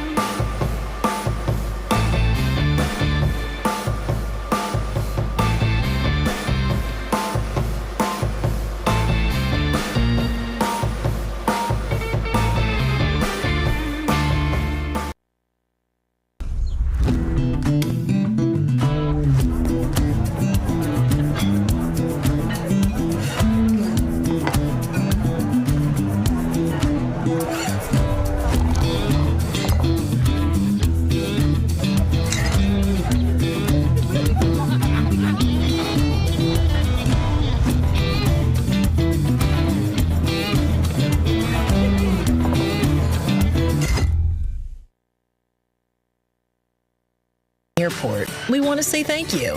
Thank you to our community for choosing us to connect you to many destinations, other cultures, your families, and friends. Thank you to our dedicated and professional staff for ensuring the airport experience is excellent. And thank you to local residents and businesses for making us who we are. We are proud to serve you, our region, and beyond. Together, we continue to grow and thrive. Thank you for flying local and for flying EUG. Time Easton Amundsen finds one of them. It's Brock Kettleson, the center fielder, on the first pitch delivered by Quinn Dufort in the top of the 9th inning. Amundsen, a major league fly ball if ever there was one. Brock Kettleson settling under it out near the warning track in right center. Makes the catch, one away, top of the 9th inning. The Knights are 2 outs away from moving on to play Portland Tuesday at Walker Stadium at Lentz Park, leading 10-0. First pitch fastball to Andrew Graham, foul back, 0-1 the count. Bend with a little bit of life in the 8th inning. They had one hit going in, collected 3 singles, but left the bases loaded. And Amundsen did not get a chance to come to the plate with men on. The powerful hitter homered last night with the 4 outfield alignment. The pitch to Andrew misses down and away, 1-1 the count, 1 out. 10-0 Knights in the 9th. The 1-1 pitch is high, ball 2, 2-1. Established in 2008, Block 15 Brewing in Corvallis aims to elevate excellence in the craft beer experience, measured by their endless passion and their drive for accessible brilliance. We hope again in the summer of 2025. You've enjoyed Block 15 beers in the Block 15 Beer Garden here at Goss. And we hope you'll visit Block 15 after the ball game or their downtown pub or the Southtown Tap Room. Our thanks to Block 15. The 2-2 pitch to Andrew Graham.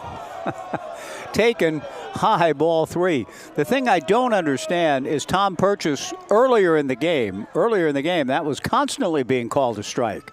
Here late, he's tightened it up for some inexplicable reason.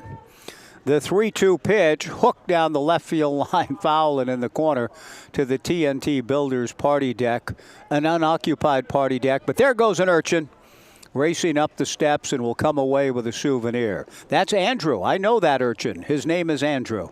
He came up here earlier. Good for urchin Andrew. The 3-2 pitch on the way. Swung on and missed. Strike 3. He gets his man anyway. Good breaking ball from Quinn Dufort. 2 down in the top of the 9th inning. Ryan Vandenbrink will come to the plate. 2008 was the first championship season for the Corvallis Knights, the first of 10. It was the first season for Brooke Knight as the skipper, and the Knights had to rally for a playoff series win that year against Bend, losing game 1 and coming back to take the next 2. The first pitch missing for ball 1, 1-0. The 1-0 pitch is swung on and missed. The count 1-1. It appears as though Bend is using a pinch hitter, and they are. It's Jeremiah Robbins out of Umpqua Community College. The pitch on the way to Jeremiah, taken high. 2 balls and a strike. Top of the 9th inning. The Knights are an out away from knowing that they'll get to go home and rest and have a pleasant day off tomorrow, splashing in a river somewhere, I hope. The 2-1 pitch is swung on and missed, laying low, that's for sure, and looking to gather all their energies for the ball game Tuesday to settle the South at Walker Stadium. Pitch is swung on and missed. The Elks are down to the final strike of this 2025 season. The left-hander Quinn Dufort ready, delivers, fastball, swung on and missed. Strike 3, and the Knights are moving on.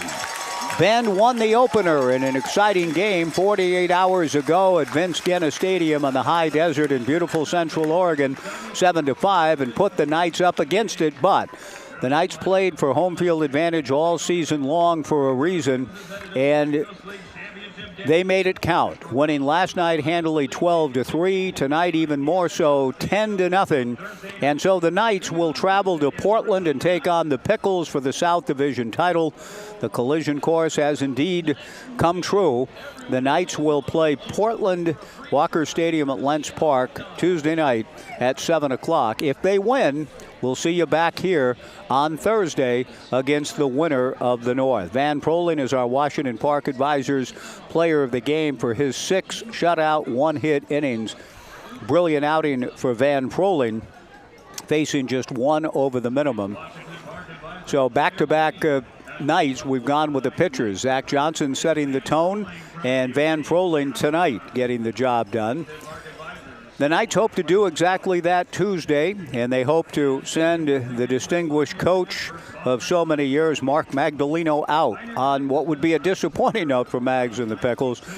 Mark is going to call it a career with the Pickles after the game, after the end of the season, either Tuesday or Thursday. Coach one more spring at Clark College. He's been a great baseball man, and the Knights are hopeful they can be part of a history final game for Mags on Tuesday. Mark has other plans, of course. We hope you have your plans to join us. We'll be on the air at 7 o'clock from Walker Stadium at Lentz Park. The always accommodating staff for the Portland Pickles will make room, and we look forward to bringing the game back to you right here on 1240 Joe Radio. That's going to do it for tonight and for these 2 playoff games here over the weekend. Tonight, we started in 95-degree heat. It stayed pleasant, 83 degrees as we bring this one to an end. Stay cool tomorrow, everybody, and then we hope you'll join us Tuesday night from Portland. Again, our final score, the Corvallis Knights 10, the Bend Elks nothing. Talk to you Tuesday in the big city right here on 1240 Joe Radio. So long, everybody.